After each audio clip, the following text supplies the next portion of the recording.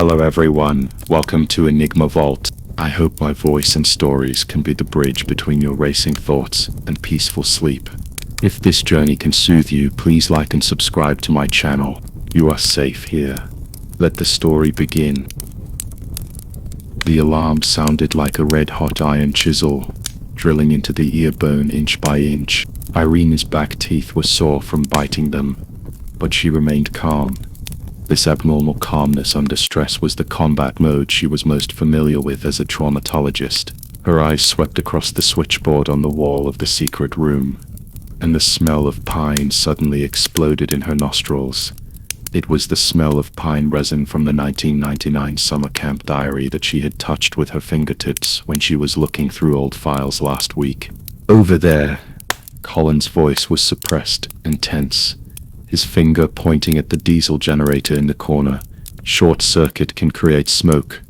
They are wearing night vision goggles and are afraid of smoke. The electric shock device on his lower back poked Irene's back of the hand. That was the anti-wolf equipment she picked out by herself, and at this moment it became the hottest temperature between the two of them. Irene dug her nails into her palms. She remembered that when she checked the secret room 3 hours ago, there was a copper grounding wire under the switchboard.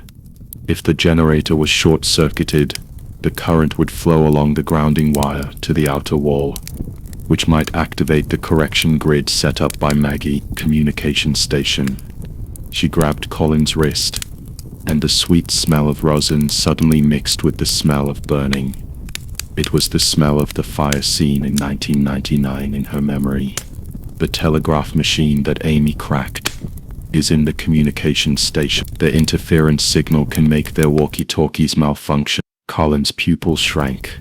Of course he remembered the battalion commander's log that Irene had found in the old warehouse 3 days ago, in which Maggie's father had recorded the experiment of using noise to drive out evil spirits in Morse code.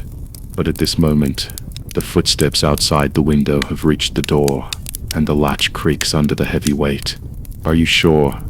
His thumb rubbed the thin calluses on Irene's knuckles, which were worn out by long-term flipping through medical records. If the flare didn't go off. Amy! Erin suddenly raised her voice and turned to the hacker, hiding behind the communication desk. Amy's tablet screen was reflecting a faint blue light. She was typing quickly on the keyboard, and the ends of her hair were covered with spider webs from when she was drilling into the ventilation duct. How long will it take to hack into their frequency band? 30 seconds, Amy said without looking up. But you have to cut off the main power.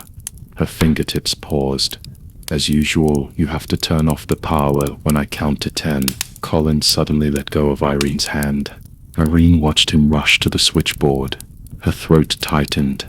Her brother was like this before he committed suicide, always pushing others behind him when danger came. 5. Amy's voice was like a whip. Colin put his palm on the switch and turned to smile at her. That smile overlapped with the smile of the boy in the summer camp photo 20 years ago. 3, 2, 1. With a click, the entire secret room fell into darkness. In the darkness, Erin's sense of smell suddenly became painfully acute. The smell of pine resin mixed with Colin's cedar perfume, the smell of smoke from Sam's fire suit, and the smell of gunpowder from Frank's holster. Then there was a crackling sound of electricity. The indicator light on the communication station began to flash wildly, and Amy's tablet made a shrill beep, which was the sound of interference waves penetrating the radio frequency band. Charge! The moment Sam's fire axe split the wooden door, Irene was protected in Colin's arms. The night outside was filled with chaotic cursing. Someone's walkie-talkie made a crackling noise, and someone's flashlight illuminated the swaying shadows of deer antlers. They raced down the fire escape, pine needles crunching underfoot. And stop! Irene stopped in the middle of the camp square. 20 flashlights lit up at the same time, surrounding them. The leading man wore a stag antler mask, half of his face hidden in the shadows, and the hunting knife in his hand reflected the moonlight. Engraved on the blade was the school emblem of the 19. Colin's body tensed. However, Irene smelled something different. The sweet scent of pine resin, mixed with a faint fishy smell of grass. That's the smell of hallucinogenic spores. Her eyes swept across the back of the crowd, and the moonlight just happened to illuminate the neck of a certain young man. Lucas Gray's antler necklace was glowing, and fine water droplets condensed on the surface. That was the mucus that appeared when the spores matured. Stand back. Colin's voice suddenly became hoarse, with a strange ending. Irene turned her head sharply and saw that his pupils shrank into thin lines in the moonlight, and the teardrop mole at the corner of his left eye twitched slightly. That was a sign of the emergence of his second personality. The old pine tree on the other side of the square suddenly made a cracking sound. Someone screamed and looked up, only to see a burnt branch hitting the antler man on the head. In the chaos, Frank pulled Sam to the left. Lily pulled Amy to the right, but Colin held Irene's wrist tightly and ran towards the abandoned watchtower in the opposite direction. Colin? Irene's breath hit his back. How did you know, my brother? His voice suddenly became clear. It was the Colin she was familiar with. Before he committed suicide, he said there was an escape tunnel under the floor of the watchtower. As they rushed into the watchtower, the footsteps behind them grew closer. Colin kicked away the dusty wooden board, revealing the dark tunnel entrance below. Irene was about to jump down, but she caught a glimpse of the kerosene lamp in the corner, out of the corner of her eye. There was half-melted resin on the wick, which glowed an eerie red in the firelight. That was the color of the fire scene. Suddenly, a sound of dripping water was heard from deep in the tunnel. Colin had already jumped down, looking up and reaching out to her. Hurry! Irene squeezed his hand. The sweet scent of pine resin suddenly became strong, and when her sole scraped against the stone at the entrance to the tunnel, she felt a patch of wet slime, exactly the same as on Lucas's necklace. Deep in the tunnel, something moved. The musty smell in the tunnel mixed with the smell of burnt resin went straight into my nostrils. Irene's fingers were still clasped around Colin's wrist. The warmth from his palms seeped through his skin, forming a sharp contrast with the chilliness of the stone walls of the tunnel. When the two men stumbled out of the exit, the camp square had fallen into an eerie silence. The survivors who had been screaming and running just now were now frozen in place, like puppets with the pause button pressed. Frank's right hand was suspended in the air, maintaining the posture of pulling Sam to run. Lily's nails dug into the back of Amy's hand, and blood was dripping down through her fingers. But the two girls seemed not to feel the pain, staring straight at the old pine tree in the center of the square. Irene followed their gaze. The burnt branches had fallen to the ground, but a dark shadow had appeared between the branches. The outline of the black shadow was blurry, but it clearly had a pair of forked antlers, and was looming in the tree hole with the wind. "It's him," Sam suddenly said in a breath. "I saw this shadow at the bonfire party that year." "No, I saw it first." Frank's Adam's apple rolled violently. The beer bottle I threw hit his horn. "Enough!" Irene raised her voice, but found that the end of her voice was trembling. She reached for the photo in her pocket, which was the 1999 group photo she had stolen from Maggie's office this morning. As her fingertips touched the edge, the sweet smell of rosin suddenly exploded in her nose. This smell, the mucus at the tunnel entrance, the spores on Lucas's necklace. She looked up suddenly and met Colin's worried eyes. "I need Carol," she told Colin. "The symptoms of mass hysteria are beginning to take hold." 2 hours later, when psychologist Carol walked into the temporary treatment tent on Pine Needles, Irene was squatting in the corner sorting out medical records. The survivors were separated into tents, but cries of surprise still penetrated the canvas. "Don't come over. Fire." "The fire is about to burn my feet. The antlers are bleeding." Typical psychogenic mass hysteria. Carol flipped through the list of symptoms Irene had written down, her eyes sharp behind her gold-rimmed glasses. Anxiety contagion, flashbacks of traumatic memories, plus the catalysis of a closed environment. But what is the trigger? It may be related to the fire 20 years ago. Irene's nails scratched the edge of the photo, unconsciously, and the resin fragments fell on the case. They were all involved in it. Irene, Colin interrupted suddenly, his voice unusually tense. You haven't slept for 3 days. Carol is here, and the rest is left to the professional team. Leave it to the team? Irene stood up suddenly, and a chair made a harsh sound on the ground. The girl who was bullied wrote in her diary that their eyes are hotter than fire, and now there is fire in these people's eyes again. Do I have to sacrifice myself? Colin pounded his fist on the medical cart, and the metal tray clanged. My brother did the same thing before he committed suicide. He said he wanted to atone for everyone's sins. But in the end, he suddenly paused, his Adam's apple moving. I can't look at the important people anymore. The air in the tent froze instantly. Carol took off her glasses and slowly wiped the lenses with a cloth. Dr. Hawk, Mr. Black, you have both forgotten the first principle of hysteria treatment. The therapist himself cannot become a new stressor. She put her glasses back on and glanced between the two of them. Now I need Dr. Hawk's professional judgment and Mr. Black's on-site experience. Cooperation, understand? Colin turned his face away, his ears reddening. Irene took a deep breath and reached out to touch the back of his hand. Sorry, I was too impatient. Me too. Colin held her hand, rubbing his fingertips over the calluses on her palm from long-term pen holding. But promise me, don't act alone again. Before he could finish his words, the tent curtain was suddenly opened. Nurse Anna's face turned pale, and water was dripping from the ends of her hair. Oh no, Amy's condition suddenly worsened.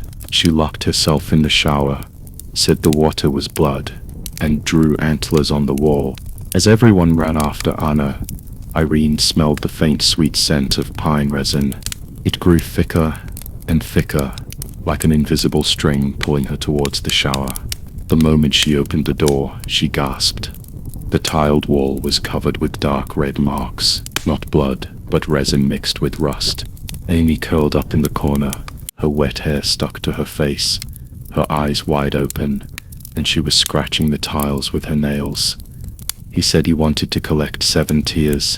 He said the fire was not strong enough back then. She suddenly raised her head, her eyes piercing through everyone.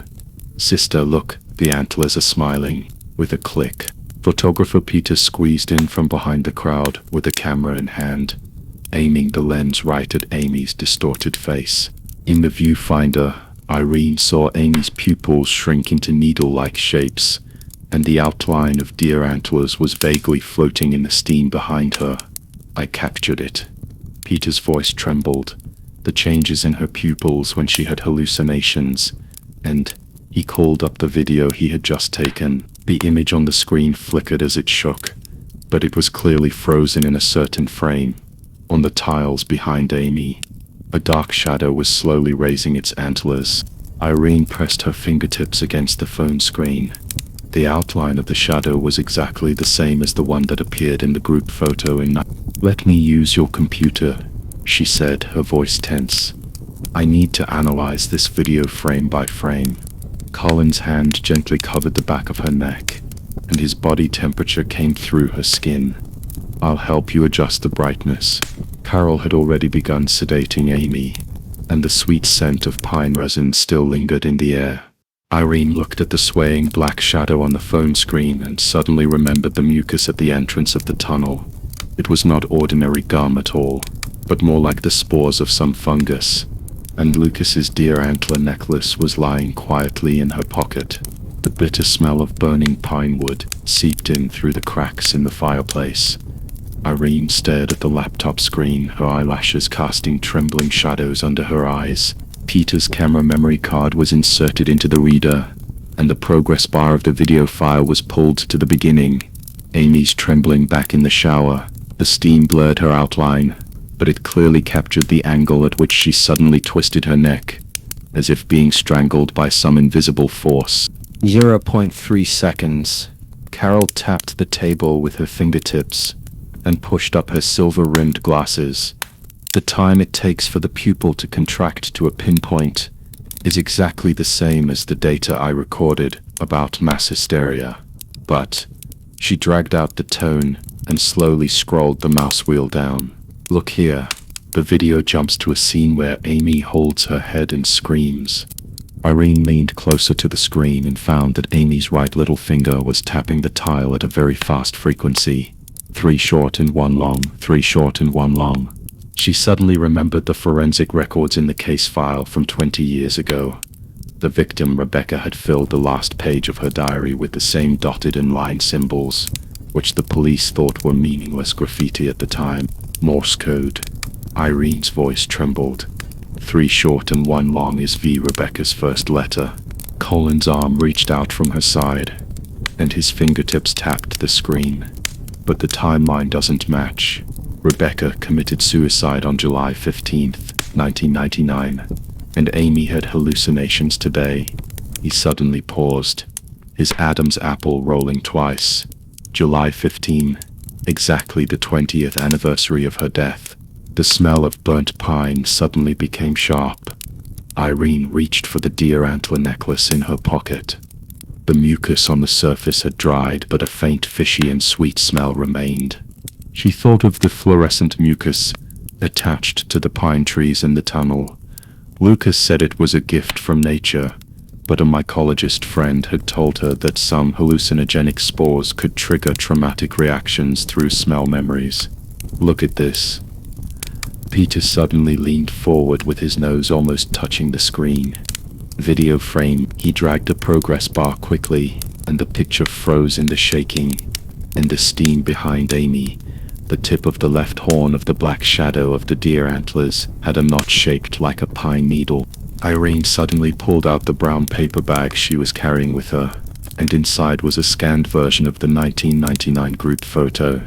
She unfolded the photo and pointed a magnifying glass at the dark shadow emerging on the edge of the photo.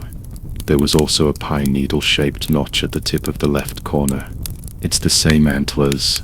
She dug her nails into her palm. Lucas's necklace. No. Collins suddenly interrupted her, his voice 2 degrees lower than usual. It's just a coincidence. His fingers pressed down on her hand that was searching for evidence, and the temperature of his palm was unusually scorching. You said before that mass hysteria requires a common psychological anchor point. Maybe it's Rebecca's death, not some fungal spores. Irene looked up and found that the edges of his pupils were tinged with an unnatural amber color. That was the bloodshot irises that appeared when he was anxious. But the test report of the mucus sample in the tunnel showed that it contained psilocybin. She pulled her hand back. There were scratches on the inside of Lucas's necklace, and I saw spore residue under the microscope yesterday. You are too obsessed with physical evidence. Colin pressed his knuckles against his temple. Before Rebecca committed suicide, 7 people in the camp saw her surrounded by a campfire. Their testimonies all mentioned the shadow of the antlers behind her. 20 years have passed, and the witnesses of that year have become participants now. Their guilt, fear. He suddenly stopped, and a short muffled sound came from his throat, as if he was choked by something. Carol's pen made a harsh sound on the notebook. Wait, Colin. How do you know the testimony of the eyewitnesses? The case files are sealed, and even I only got part of the records. The air in the room suddenly froze. Irene looked at Colin and found that the corners of his mouth were twitching uncontrollably, and his originally shallow nasolabial folds became as deep as knife cuts. This was a typical symptom before his multiple personalities switched. She thought of the diary she had found in his office last week, one page of which read in a very different handwriting, "Lu Ling will seek justice for my sister. I've read old newspapers." Colin's voice suddenly became shrill, like a tape with the speed change button pressed. Rebecca's story was reported in the local news. That's enough. Erin grabbed his wrist, and it felt incredibly hot. She turned to Carol and said, "Help me check the surveillance video and see the data from the spore concentration monitor at the tunnel entrance." Peter, Back up the video to a mobile hard drive. The original file may have been byte. The computer suddenly made a shrill beep, and the video file icons on the screen turned into garbled characters one by one. Irene clicked restore, and a dialog box popped up saying, "The file has been completely deleted." She looked up suddenly and saw Colin staring at the pine forest outside the window. The moonlight shone through the pine needles, casting mottled shadows on his face, and his pupils had completely shrunk into the vertical line shape unique to deer. "Colin," she called softly, reaching out to touch his shoulder. He suddenly turned around, his eyes as empty as a dry well. "It's going to rain. The smell of pine resin is so strong." The first muffled thunder came from outside the window. Irene touched the antler necklace in her pocket, and suddenly realized what Lucas had said yesterday. Spores are most active on rainy days. They will follow the fog into everyone's nose. The computer screen went completely black at this moment, leaving only a line of garbled code displayed in blood red. "Revenge is coming." Irene's cell phone vibrated at this moment. It was a message from the laboratory. The tunnel mucus sample detected high concentrations of lysergic acid, diethylamide, and contained unknown fungal DNA, an exact match to the residues on Lucas's necklace. She looked up at Colin and found that he was smiling at the air. The shape of his lips clearly said, "It's time to wake up, my dear." Irene's fingertips paused on the keyboard, and the cold white light of the laboratory message made her eyes sore. The thunder outside the window was getting closer, and a sweet smell of pine resin mixed with the dampness before the rain rushed into her nostrils. This smell was so similar to that night 20 years ago. She remembered it very clearly. It was the smell of pine branches being stepped on outside the wooden house in the summer camp, mixed with blood. "Try to recover from the bottom layer of the storage device." Carol's voice came from behind. The silver-haired psychologist was bending over to check the computer interface. "The formatting of the video does not mean that the data is completely gone, as long as it is not overwritten by new files." Colin suddenly groaned. When Irene turned her head, she saw that his right hand was tightly gripping the windowsill. His knuckles were turning blue and white, but his left hand was raised uncontrollably, his fingertips drawing some kind of arc in the air, as if he was stroking non-existent deer antlers. His pupils were still shrunk into vertical lines. His eyeballs were full of bloodshot, and a broken laugh escaped from his throat. "They are singing under the pine needles. It's time for my dear to wake up." "Colin." Irene grabbed his wrist, her palm touching the hot skin. "Can you hear me? This is not 1990. That's enough." Colin pulled his hand away suddenly, leaving a red mark on the back of her hand with his nails. Cold sweat dripped from his forehead, and his other hand tightly grasped his hair. "Do you think I don't want to?" His voice suddenly broke into sobs, and his voice suddenly became low, with a hoarseness that did not belong to humans. "Who allowed you to touch my memory?" The computer suddenly made a sharp electrical sound. Carol frowned and held the monitor. The source of interference. "Is it like infrasound?" A chill ran down the back of Erin's neck. She remembered what Lucas had said by the campfire yesterday. The spores would follow the mist into the nasal cavity and weave a web of hallucinations in the brain. And at this moment, Colin's dear spirit personality is somehow weaving this web with the fear they are most familiar with. "Try an external hard drive." Peter suddenly squeezed over, his camera bag still hanging on his shoulder. "I turned on automatic backup when I took the video, although the quality is poor." "Now is not the time to talk about this," Irene almost yelled, but she regretted it as soon as she said it. Colin was curled up in the corner, with his forehead against the pine board wall, and two overlapping sounds came out of his throat, one saying "I'm sorry," and the other whispering blood oath. Carol held her shoulders. "Peter is right. We need a double insurance." She turned to the photographer. "Where is your backup?" "SD card." Peter frantically rummaged through his camera bag. and the sound of metal buckles colliding made Colin shudder. When he raised his head, the left half of his face still showed Colin's pain, but the right half showed a weird smile.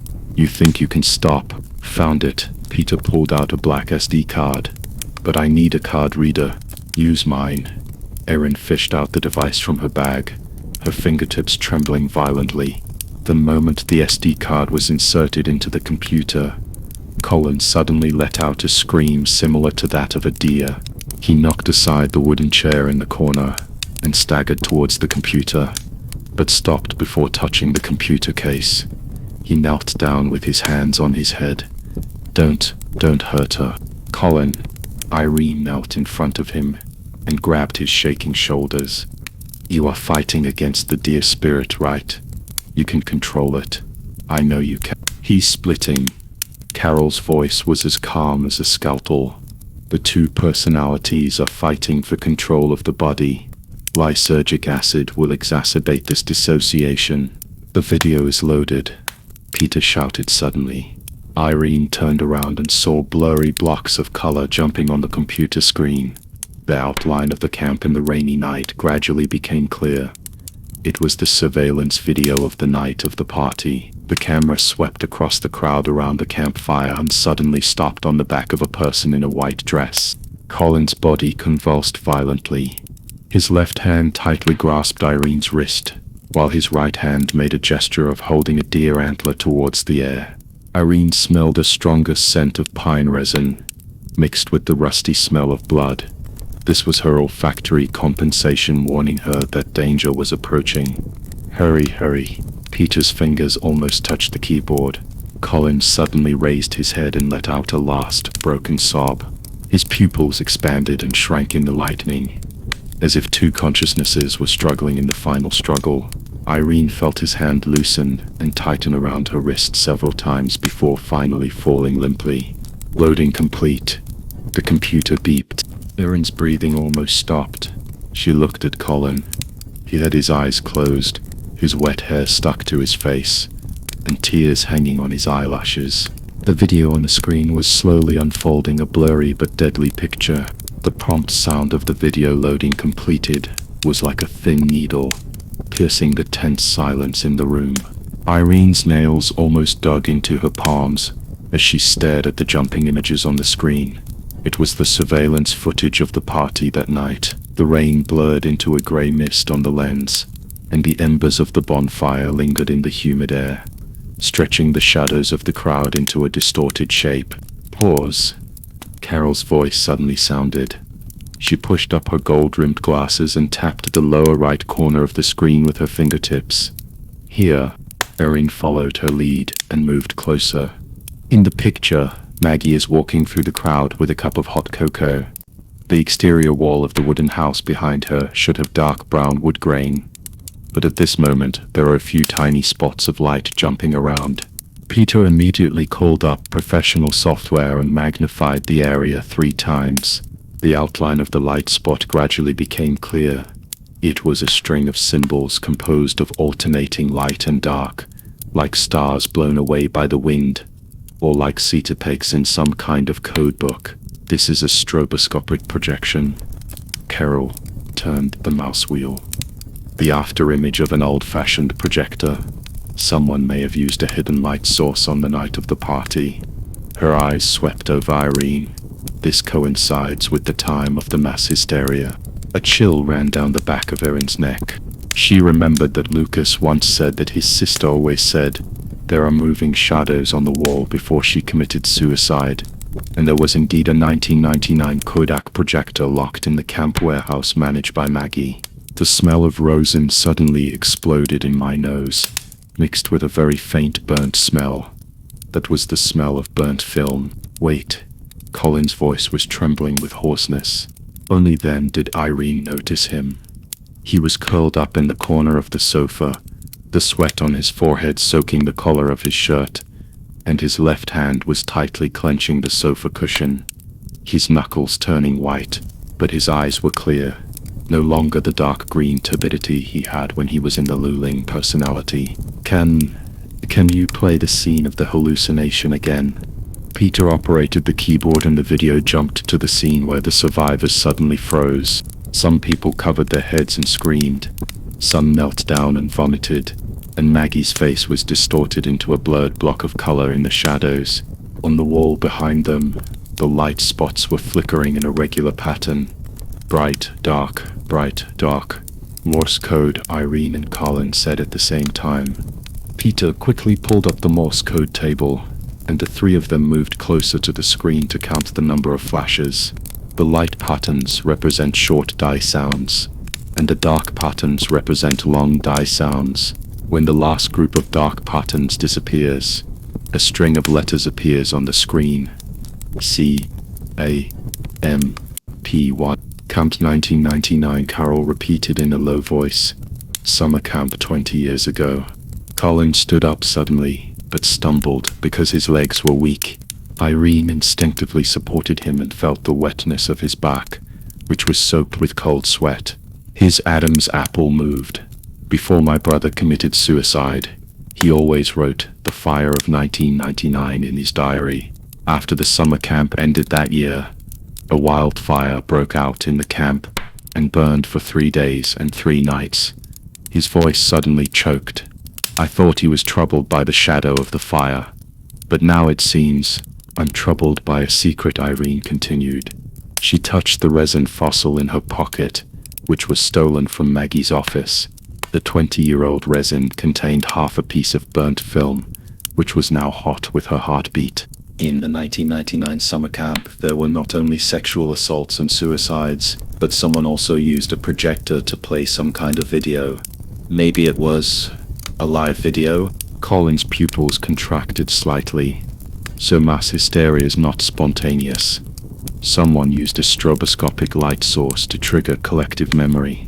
But a trigger requires a medium. Carol pointed at the screen.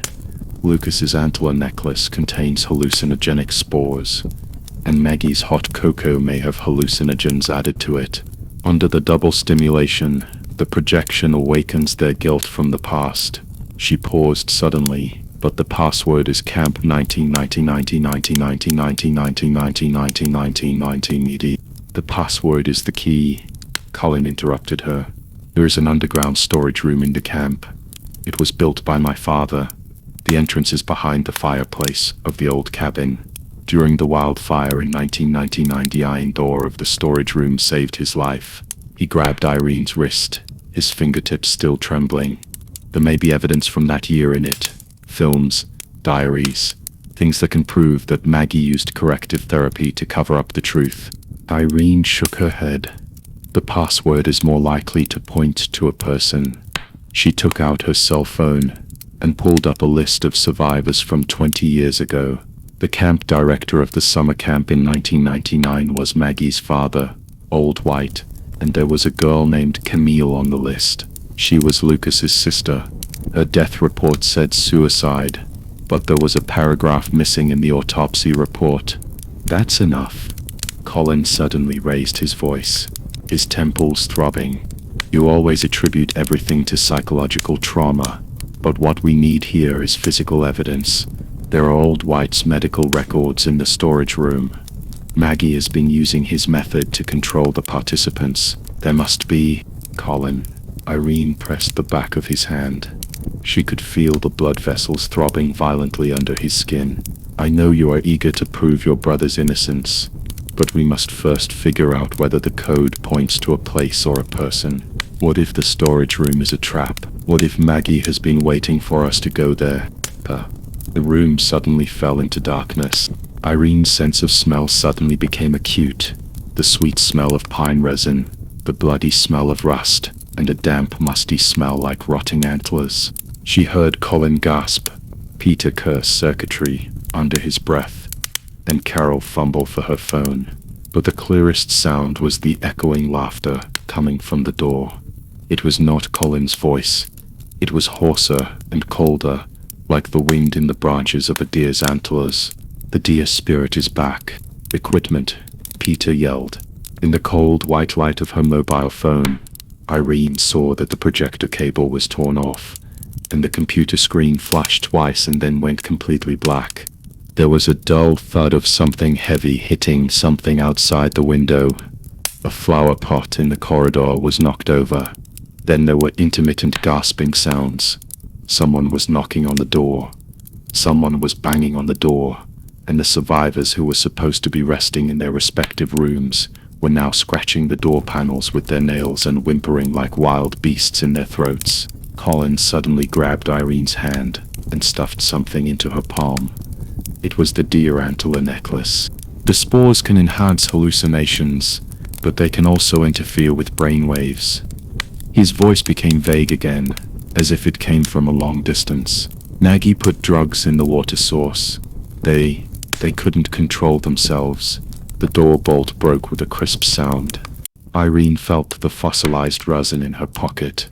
It was so hot that it seemed to burn through her skin.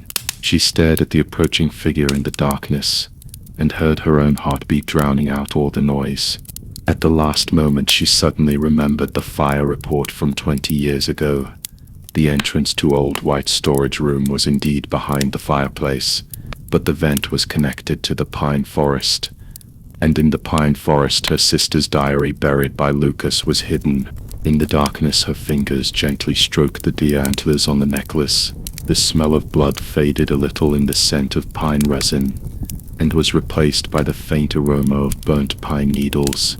That is the smell left by the wildfires in 1999, and it is also the smell of the truth about to emerge. The moment the door was pushed open, Irene grabbed Colin's clothes in the chaos and whispered in his ear, "Follow me." Her eyes shone in the darkness, like a hunter locking onto the position of her prey. The moment the door was pushed open, the stench of rotten resin mixed with the smell of rust rushed into my nose. Irene's nails almost dug into Colin's wrist, but she heard a low laugh from his throat. It was not his usual clear voice, but a frosted roughness, like the wind blowing through the branches of a deer antler. The hairs on the back of her neck stood up, a sign that the deer spirit was about to awaken. "Get the fireplace shovel," she shouted suddenly, dragging Colin to the tool rack in the corner. Previously, when analyzing the survivors' video recordings, she noticed that each of the victims covered their ears when stimulated. Their hearing was abnormally sensitive under the influence of hallucinogens. At this moment, figures knocking on the door staggered in. The one in front was a man in a plaid shirt with a scar under his left eye. He was the team doctor of the summer camp 20 years ago. At this moment he was grinning, revealing his gums stained with blood. Carol was already squatting behind the console, her fingers tapping quickly on the keyboard. The emergency power supply is on the west wall. The hem of her white coat was pulled, but she grabbed the attacker's wrist with her backhand and said in the steady voice unique to a psychiatrist, "Think about your daughter's birthday song. Remember how she sang out of tune." The man paused, and Irene took the opportunity to smash the shovel at the copper candlestick. The sound of metal collision exploded in the confined space like a thunderclap. All the figures trembled at the same time. Some covered their ears and curled up, while others staggered and knocked over the wooden table. Irene touched the resin fossil in her pocket. The heat had already penetrated her fingertips. The smell of burnt pine needles was suddenly strong. The wildfire in 1999, the vent in Old White's storage room, and Lucas's sister's diary. These fragments connected in her mind. "Colin, get a hold of it." She turned and bumped into his arms, feeling his pounding heart. His pupils were dilating, and the corners of his eyes were unnaturally red. That was the deer spirit struggling. She remembered what he said in his sleep last night. Brother's deer antler necklace should not be hung on the pine tree, and suddenly pressed the nerve behind his ear with her thumb. "You promised to accompany me to find the vent, remember?" Colin's Adam's apple rolled, and his forehead rested against her head. "The code is in the cracks between the fireplace tiles." His voice finally became clearer. "Maggie always said that old things are the most reliable. I saw the code book from 20 years ago when I was sorting out old documents." Carol had ripped off the decorative painting on the wall, revealing the combination lock behind it. Amid the humming sound of the emergency power supply starting up, The console screen lit up with a faint blue light, illuminating Colin's trembling hands as he entered numbers. 3917, September 17th, 1999. The day the summer camp accident happened. Drop. The slight sound of the lock turning was drowned out by the crashing noise outside. Just as Irene was about to push the door open, a shrill laugh suddenly sounded behind her. Colin's back straightened instantly, and this time even his voice changed its tone, with some kind of inhuman echo. Want to find the root cause, get past them first. Through the glass window, Irene saw the survivors slowly gathering in the corridor. Their eyes were a strange blue-gray color, like puppets with their souls taken away. They crossed their arms to form a human wall, and further away, the stone door of the underground warehouse was slowly closing. The wind leaking out from the crack in the door was wrapped in the damp earthy smell, mixed with the faint sweet fragrance of burning resin. What are they afraid of? Carol clenched the metal paperweight in her hand. Mass hysteria requires a common stimulus. Guilt, Irene said suddenly. She stared at the woman in the floral dress in the front row. In the summer camp records 20 years ago, this girl named Linda had blocked the victim's mouth during the crime. At this moment, Linda dug her nails deep into her palms, and blood dripped down her fingers. The Luling personality took advantage of their original sin, but in turn, she pulled off the deer antler necklace from her neck and held it up in front of everyone. The burnt aroma of pine resin suddenly became pungent, like a key poking into the lock of memory. Do you smell it? She raised her voice. It's the smell of burning pine needles, just like that day when you ran to the safe zone. You took her diary under the pine tree. The doctor in the plaid shirt suddenly shouted, his expression twisted in pain. I saw her buried under the third red pine. The first cracks appeared in the human wall. Irene grabbed Colin's hand and rushed into the corridor. The sound of the stone door closing exploded above her head. When she turned around, she saw Colin's pupils slowly shrinking back to normal size. His forehead was covered in sweat, but he gave her a weak smile. This time, the door to the underground warehouse closed behind them. Irene took out her cell phone and turned on the flashlight. In the dim light, the smell of mold mixed with some stale medicine hit her face. Faded old photos were hung on the walls. In the group photo in the middle, a dark figure with deer antlers was crawling out from the edge of the photo. On the ground, 20 glass jars were neatly stacked. Each contained heroin. Colin's voice suddenly tightened, and the beam of his flashlight stopped on the cans in the front row. Irene looked in the direction of the light and suddenly felt a sour feeling in her stomach. There were 20 pieces of dried pine branches soaking in the jar, and each piece of pine branch was covered with dark brown marks, like blood.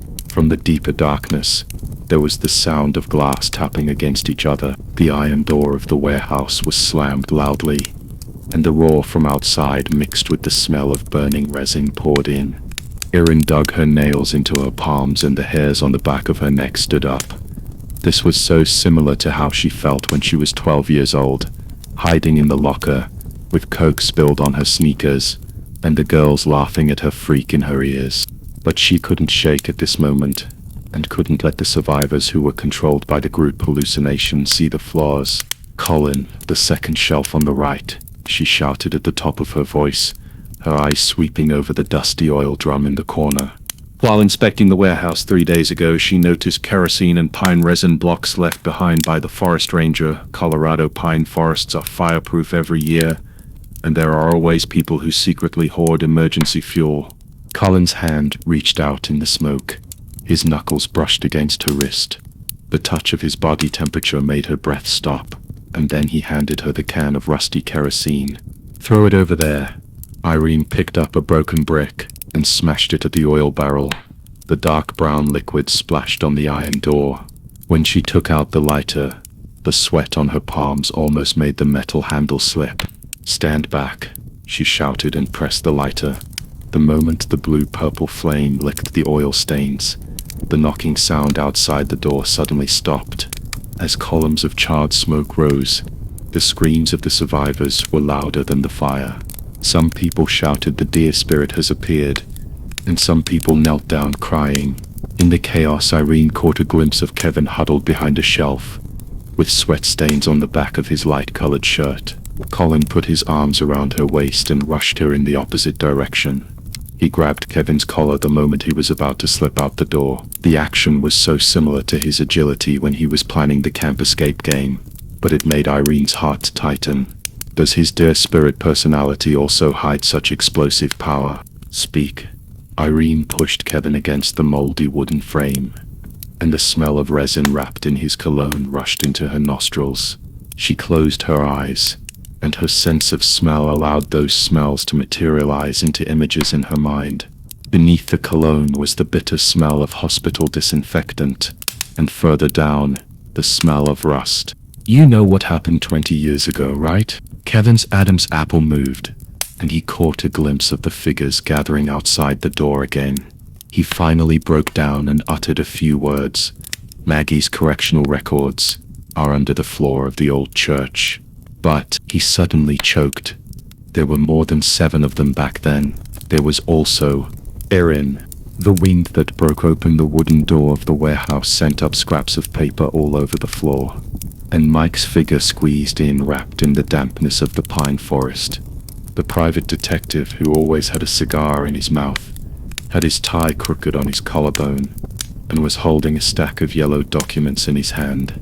I found out there was something wrong with the list of participants in the summer camp that year. Old John, who said he was in charge of logistics, was actually— look at this first.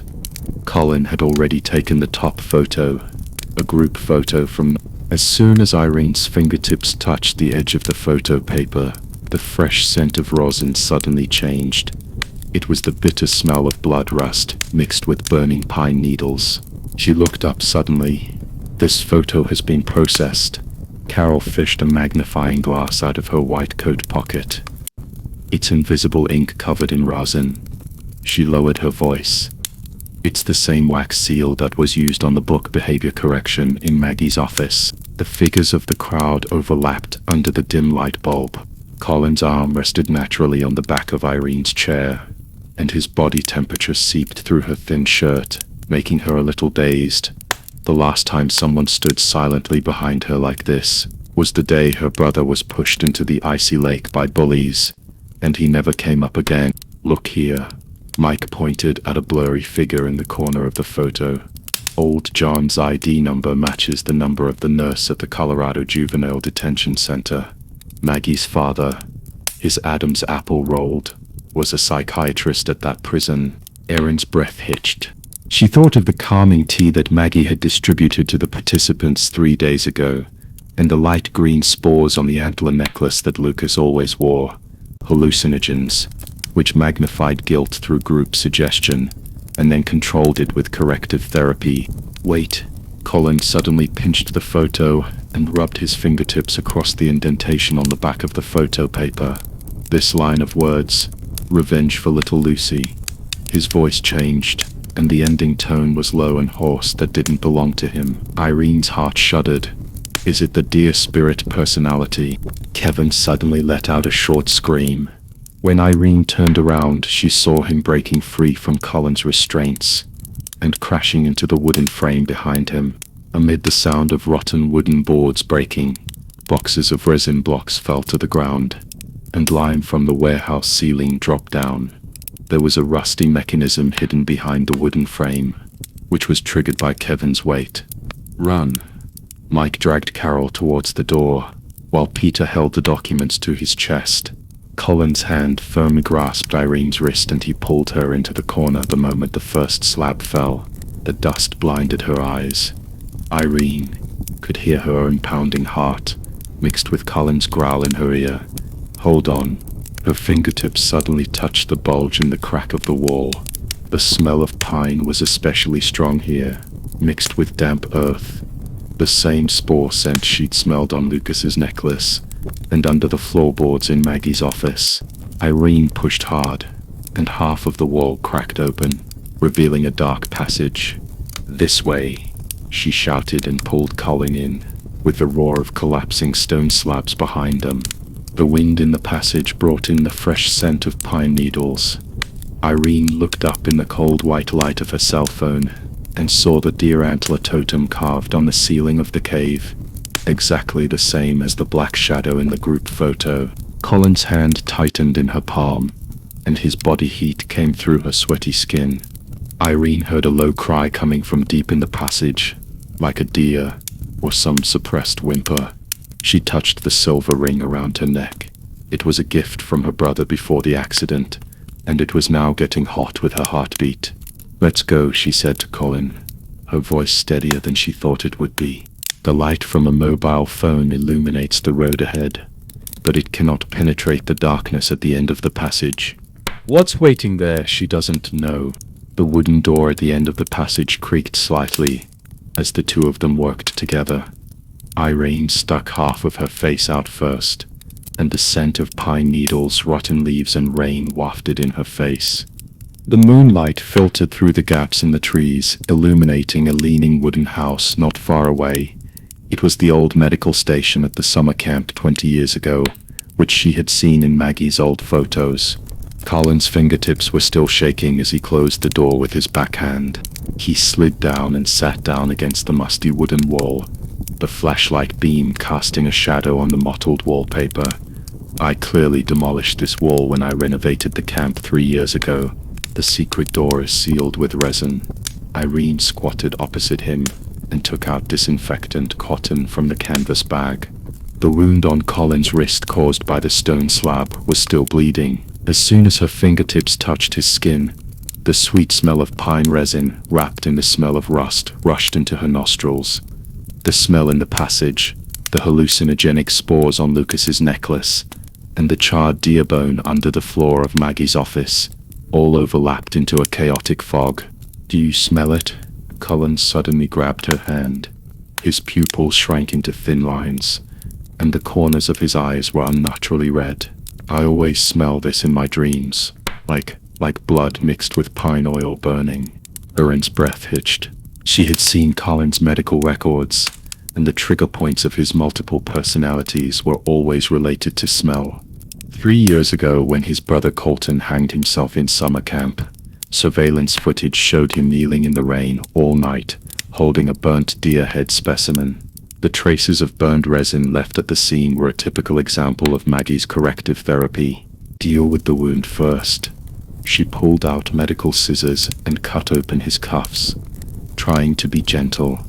Carol said that stress will make the secondary personality more active. Colin suddenly laughed and rubbed the sawdust behind her ear with his fingertips. "You are much gentler than her."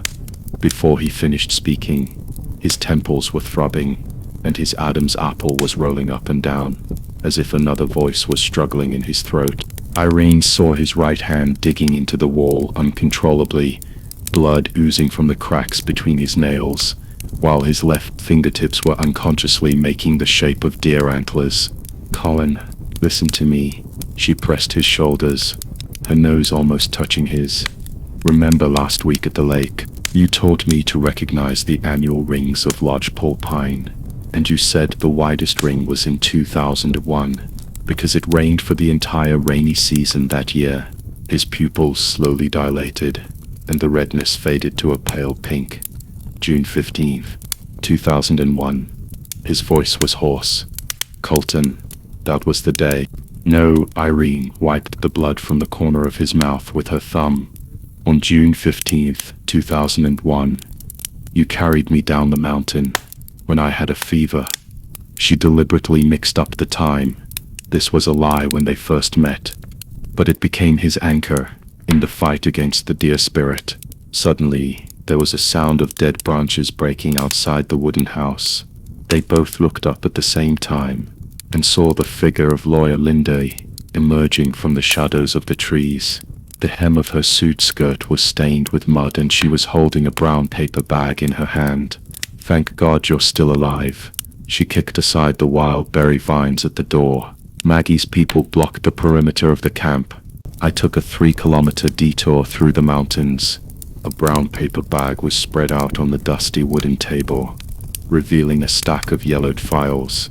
The top sheet was a list of participants for the 1999 summer camp. Irene saw the name Claire Thompson at a glance, the girl who committed suicide 20 years ago, and Lucas's sister. At the bottom of the list, 3 names were circled in red pen: Maggie White, team nurse, and Peter Hawke, team photographer. Peter. Irene's breath hitched. The middle-aged man who was always silent behind the camera was actually also a participant back then.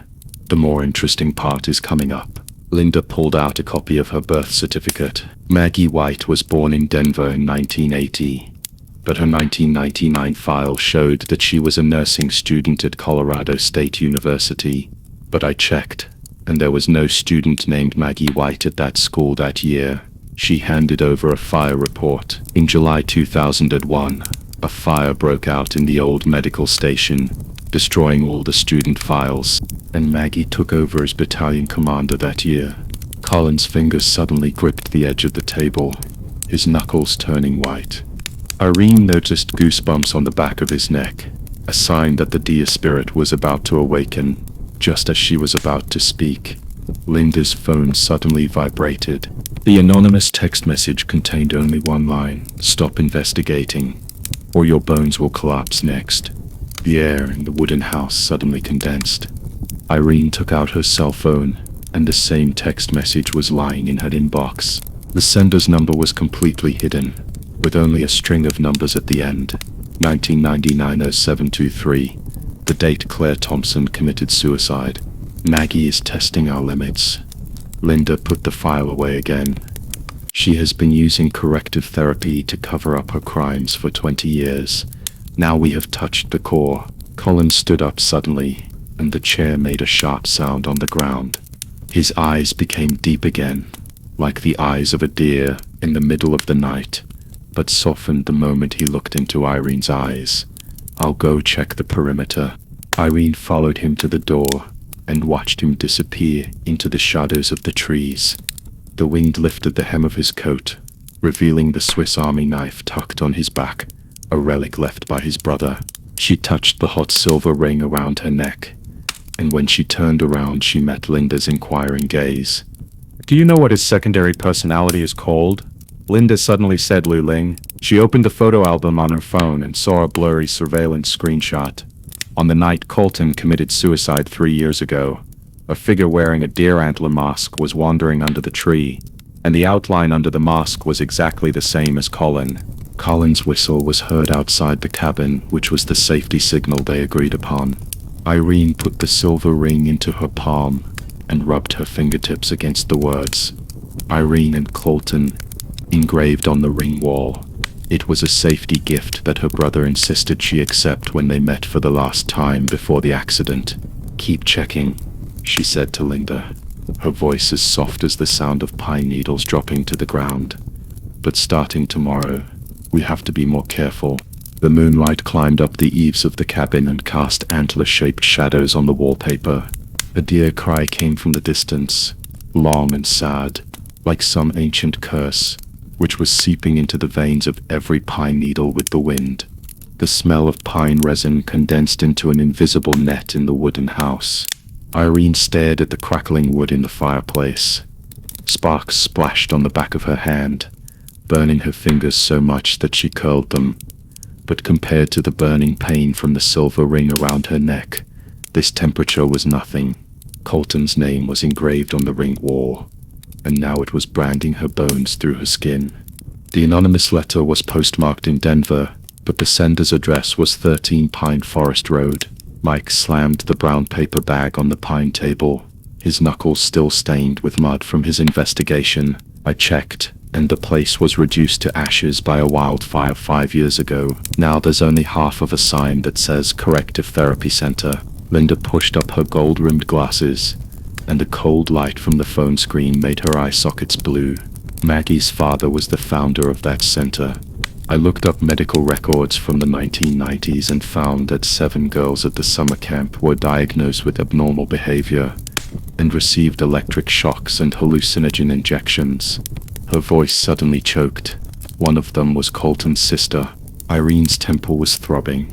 She subconsciously reached for her shirt pocket, where were the old photos copied from Peter's studio. There was indeed a dark figure with deer antlers on the edge of the 1999 summer camp group photo, and the resin had solidified into a brown lump on the back of the photographic paper. She scraped off a little with her fingernail last night and smelled rust when she put it to her nose. The word Luling suddenly rang in my ears. Colin stood behind her at some point, his shadow cast on the photo, just overlapping with the blurry black shadow. Irene looked up and saw the dark tide surging in his eyes. That was not the usual Colin. His pupils shrank into needle points. His Adam's apple rolled with a low roar, similar to that of an animal, and the Swiss Army knife on his back made a protruding shape in his trouser pocket. Colin? She touched his wrist gently, and the veins under his skin beat like drums. Don't touch me. He shook her hand off, digging his nails into her palm. He's watching. His eyes swept over the antler specimens on the wall, and fell on the screenshots of Linda's mobile phone surveillance. That night, I stood under the tree and watched him put the rope around his neck. He said that my sister was waiting for me, and that she would take them to see her. Carol's leather briefcase clicked open. The psychologist took out a silver fountain pen and drew a slow arc in front of Colin's eyes. Follow the tip of the pen, Colin. Tell me, what sound do you hear now? The pine needles are crying. Colin's voice suddenly became low, as if someone was strangling his throat. They are in the pine needles, in the ashes, in the growth rings of deer antlers. His shoulders began to twitch, and the Swiss Army knife fell to the ground with a clang, the blade flashing a cold light. Erin, can't you smell it? The smell of blood, the smell of scorched earth. And he grabbed Irene's wrist with such force that it almost broke her bones. And the smell of my brother's last breath. Irene's sense of smell exploded in an instant. The sweet smell of pine resin, the cedar perfume lingering on Colin's body, and the blood oozing from his palms. These smells mixed together, and suddenly a crack was torn open, revealing rotten pine needles and old rust underneath. She remembered the silver ring Colton stuffed into her hand before the accident, and remembered the boy saying with red eyes, "If I die, Irene, you have to look after Colin for me. Colton wouldn't let you hurt yourself." She cupped Colin's face with her free hand and forced him to look her in the eye. "He gave me this ring so I could protect you, not watch you get consumed by your past." Colin's pupils slowly dilated. He suddenly loosened his hand, as if all his strength had been taken away, and staggered to sit on the wooden chair beside him, resting his forehead on the table, sobbing softly between his fingers. "I dreamed of him last night. He wore a mask with antlers, and said it was time to pay his debts." Carol handed over a glass of warm water, with water droplets condensing on the wall of the glass. The trigger of dissociative identity disorder is often related to unprocessed trauma. Her voice was like a piece of warm jade. The recent acceleration of the investigation may have activated his guilt for his brother's death. We need to establish a stronger anchor of security, and your presence is that anchor for him, Erin. As Erin took the cup, she pressed her fingers lightly on the back of Colin's hand. His hands were still shaking, but he was able to hold her fingertips back. The wind outside the cabin suddenly changed direction. Peter's camera bag slammed down on the table, his lens cap stained with pine needles. Maggie just went to the warehouse, and I filmed her putting glass test tubes into the incubator. The label said usnic acid extract, the main ingredient of hallucinogenic fungi. "So Lucas's antler necklace," Linda gasped. "It was provided by Maggie," Irene finished for her. She used the so-called corrective therapy to control the participants, causing them to have collective hallucinations and project the crimes of the past onto the deer spirit and Colin's secondary personality. She looked at Colin, who was wiping the tears from his face with his sleeve. Was created by these hallucinogens and traumatic memories. Before he could finish his words, the door of the wooden house was blown open by the wind. A man in a dark gray jacket stood at the door, his hat brim pulled down low, revealing a stubble on his chin. He glanced at the people in the room, and finally stopped his gaze on Irene. "Dr. Hawk, I'm Kevin Reed. I've got a message for you. If you want to know who's cleaning up Maggie's ass, come to the old lumber yard." Colin's body tensed instantly. Irene noticed that his fingers were moving toward his lower back again, where the Swiss Army knife should have been, but now it was empty when it fell to the ground. She had quietly kicked it under the table. "Who asked you to carry it?" Mike had already stood beside the man, his hand on the holster at his waist. "It's not important." Kevin took off his hat, revealing a crescent-shaped scar on his forehead. "What's important is that if you delay for another 3 days, the medical records of all participants will disappear along with Maggie's old computer." He glanced at the deer antler clock on the wall. "I'll give you 10 minutes to decide. No more waiting." Irene and Colin looked at each other. His eyes had returned to their familiar amber color, but with a hint of ferocity. That was Colton's shadow, looming in his eyes. She took out the silver ring from her pocket and put it back around her neck. The smell of pine resin suddenly became sweet, just like the pine cones Colton picked for her on the last day of summer camp in "Let's go," she said to Kevin. "But you have to go first." Kevin smiled, revealing a gold tooth. When he turned around, something fell out of his jacket pocket. Irene saw that it was half a deer antler with crooked letters engraved on the surface, which looked very much like the patterns on Lucas's necklace. Colin bent over and picked up the antler, running his fingertips over the notch. "LG," he whispered. "Lucas Gray's initials." Kevin paused. The wind lifted the corner of his clothes, revealing something stuck on his back. Not a knife, but a syringe filled with transparent liquid. Irene's sense of smell became acute again. She smelled the sweetness hidden in the resin, the smell of hallucinogenic spores, and deeper in the place, there was the smell of rust, mixed with the greenness of pine needles, very much like the smell of blood oozing out of the soil when the girl fell in the pine forest on that rainy night 20 years ago. "Let's go." She held Colin's hand, and the warmth of her palm passed through the silver ring to his wrist. "It's not us who should pay the debt." Kevin pushed open the door of the cabin, and the moonlight paved a silver path under his feet, leading directly to the most remote old logging camp in the camp. The pine trees there were denser than anywhere else, and their branches intertwined overhead. The shadows they cast were like countless deer antlers, slowly closing in and swallowing their figures into the darkness. The pine trees at the old logging camp looked more hideous than those in other parts of the camp. Their century-old branches were twisted like claws, tearing the moonlight into tiny silver flakes that fell on the pine needle-covered ground like a handful of rusty thumbtacks. The soles of Irene's shoes rolled over the rotten leaves, making a damp cracking sound, and the smell penetrated into her nostrils, the sticky smell of pine resin, mixed with the musty smell of stale sawdust, and a faint sweet fishy smell, exactly the same as the smell of hallucinogenic spores she smelled in Kevin's syringe. "We're here." Kevin stopped in front of a rotten tree stump, and his gold teeth flashed a cold light when he turned around. His shadow was stretched out, casting a jagged outline on the broken axe behind him. "It's safe to talk here." Colin tapped his fingers twice on the back of Irene's hand, their agreed-upon code for "watch your surroundings." His other hand was in his trouser pocket, his fingertips touching the half of the antler with LG engraved on it. How did Lucas's necklace end up on Kevin? 3 days ago at the bonfire party, Lucas wore it and vowed to seek justice for his sister. Now the antler appeared in the pocket of the mysterious visitor, like a thorn in the flesh. "Go ahead." Irene let go of Colin's hand, took a step back, and leaned against a pine tree. She tried to make herself look relaxed, but secretly dug her fingernails into her palms. Pain can make the sense of smell more acute.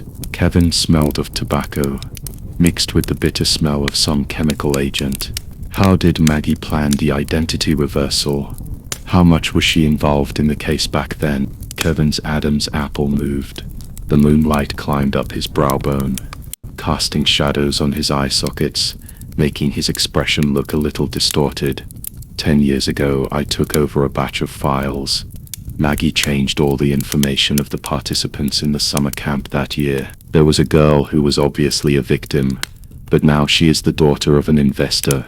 The fat guy who always said he was a transfer student was actually the leader back then. He suddenly paused and touched his gold teeth with the tip of his tongue. Anyway, she wants everyone to think that what happened back then never happened. Who were the people who were changed?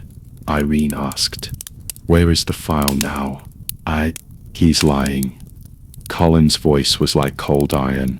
He stared at Kevin's right hand, which was unconsciously stroking the needle on his lower back. He just said took over the files, but there are rosin stains on your cuffs. Maggie's office floor just had a moisture-proof board replaced half a year ago, and the rosin is only on the beams of the old warehouse. He took a half step forward, and his shadow enveloped Kevin. You went to the old warehouse last Wednesday, right? Kevin's pupils suddenly contracted. Irene smelled a sudden increase in the smell of tobacco on him. That was the smell of nicotine being secreted faster when one was nervous. She pressed the issue. The antlers in your pocket are a pair with Lucas's necklace. Lucas's sister is Alicia, who committed suicide 20 years ago, right? Enough. Kevin suddenly raised his voice, took 2 steps back and bumped into the broken axe. The sound of metal hitting the tree trunk startled a few night owls. Amid the sound of their flapping wings, the syringe on his lower back became more visible. Irene saw that the liquid in the syringe was a light golden color, exactly the same color as the red spots she found on the back of Lucas's neck during his last attack. Colin's silver ring pressed against the back of Irene's hand. She knew he was restraining himself. Last time in the clinic, when a patient lost control and smashed a chair, he used the coolness of the ring to give her a sense of security. Now his body temperature came through the ring, like a rope tied to her heart. Want to know more? Kevin suddenly laughed, and that smile was uglier than crying. He pulled out a dagger from his waist, the blade glowing gray in the moonlight. Do me a favor, and I'll reveal all of Maggie's secrets. What's the matter? Colin's voice was as heavy as if a stone was pressing on it. He stood in front of Irene, his shoulders tense like a taut bar string. Maggie will go to the old warehouse to get something at 3 o'clock tomorrow afternoon. Kevin pointed the tip of the knife at Colin's chest, but stopped 2 inches away from the button of his shirt. Lock her in for me. Erin's sense of smell suddenly exploded. She smelled a familiar smell of scorched earth in the bitter medicine on Kevin's body. Exactly the same smell as described in the fire report 20 years ago, when a wildfire broke out in the camp on the night Alicia committed suicide. Why us? She walked around Colin and looked directly into Kevin's red eyes. You don't dare to do it yourself? The tip of Kevin's knife trembled slightly. His left hand unconsciously reached for the antler in his pocket, and his fingertips repeatedly rubbed the mark, as if confirming something. Maggie has my stuff. He gritted his teeth. My daughter's medical records. If she dies. Did your daughter also participate in summer camp? Irene grasped the key word. She recalled the visitor register she saw at the camp infirmary last week. A girl named Amy had come to pick up her epilepsy medication for 3 weeks in a row. Amy Carter. Kevin's pupils contracted violently, and his gold teeth made a clattering sound. Irene knew she was right. She took a step forward. The coldness of the dagger made her nose itchy, but she deliberately ignored the cold light. Maggie threatened you with Amy and asked you to be her spy, but now you want to turn against her because you found out that her plan would hurt Amy, right? Colin quietly hooked his hand around her little finger. This is code for I am here. Irene could feel the calloused skin on his palms rubbing against her knuckles, as if to say, I'll bet with you. You need us to deal with Maggie so that Amy can be safe. She continued, her voice soft and steady, as if she was comforting a traumatized patient. But you dare not do it yourself, for fear that Maggie will drag Amy down with her before she dies. So you need 2 unrelated people as scapegoats. Kevin's dagger dropped 2 inches. His Adam's apple moved. and his gold teeth flashed in the moonlight. How did you? Because of the antlers in your pocket. Irene pointed to his bulging pockets. Lucas's necklace is Alicia's relic, and your half is engraved with LG. Lucas Gray. Gray is Alicia's mother's surname, right? She took a deep breath, and the sweet smell in the resin suddenly became clear. You are Alicia's uncle and Lucas's grandfather. You left the camp after the fire, and are back now to seek justice for her. But Maggie caught Amy, your granddaughter. Kevin's dagger fell to the ground with a clang. He covered his face, sobbing through his fingers. I was in the woods the day Alicia had the accident. I heard her screaming for help. But He suddenly looked up, his eyes red as if they were about to bleed. Now, Maggie wants to burn down the old warehouse, which contains the videotapes from that year. I can't let Alicia's face be buried again. I can't. Colin bent down, picked up the dagger, and put it into his belt with his backhand. He glanced at Irene and she nodded slightly. Amid the sound of pine waves, Irene squatted down to look Kevin in the eye, and smelled the salty taste of his tears mixed with the bitter taste of pine needles. We'll help you lock up Maggie, but you have to tell us first. Where are the videotapes in the old warehouse stored? What's the source of the hallucinogenic spores? And she paused. Was the fire 20 years ago really an accident? Kevin dug his fingers into the rotten wood of the stump, and sawdust got stuck between his fingers. When he looked up, the moonlight was falling on his face, revealing an old scar from his brow to his jaw, exactly the same scar on Alicia's father's face in her portrait. The videotape is in the innermost metal cabinet, on the third layer, he said in a hoarse voice. Maggie took the hallucinogenic spores from her father's laboratory. Back then they were used. A gust of wind blew away the pine needles. Irene squinted her eyes, and saw a dark figure flash in the shadow of the tree behind Kevin. The shadow's head seemed to have a pair of forked antlers. Someone's coming. Colin's voice was like an icicle. He held Irene's wrist tightly, and put his other hand on her lower back. Let's go. Kevin stood up suddenly, picked up the syringe on the ground and stuffed it into Irene's hand. Here. This is a spore inhibitor. Give it to Lucas. He pushed them and said, Go back to the camp from the west. I'll lead them away. Irene was dragged by Colin and ran, and the pine needles made a crisp sound under her feet. She looked back and saw Kevin's shadow blending into the sea of trees, like a dead leaf blown away by the wind. The needle in her palm still carried his body temperature, and deeper inside, the half of the antler with LG engraved on it was poking at the back of Colin's hand in her pocket, as if reminding her of something. They are only a layer of resin-sealed membrane away from the truth. As Colin's cabin came into view, Irene heard footsteps behind her. Not Kevin's, but something lighter and more stable, like some kind of wild animal stalking its prey. She reached for the syringe in her pocket, her fingertips touching the cool glass, and suddenly remembered Kevin's last words. Maggie's father was studying more than just spores, and in the darkness behind them, the pair of antler-shaped shadows were slowly shrinking as the moonlight moved. As the sound of pine needles crackling faded behind her ears, Irene was dragged into the cabin by Colin. The musty smell mixed with the sweet smell of pine resin hit my face. The moonlight poured in through the leaking wood, cutting a ridge on Kevin's pale face. He had stood in the middle of the room without knowing when, holding half a pine torch in his left hand, with sparks flickering between his fingers. You said spore inhibitors can save Lucas. Irene fastened the bolt with her backhand, the needle leaving a red mark on her palm. But what else did Maggie's father study back then? She didn't rush to sit down, her back against the damp wooden board, her eyes cutting through Kevin's tense shoulders like a scalpel.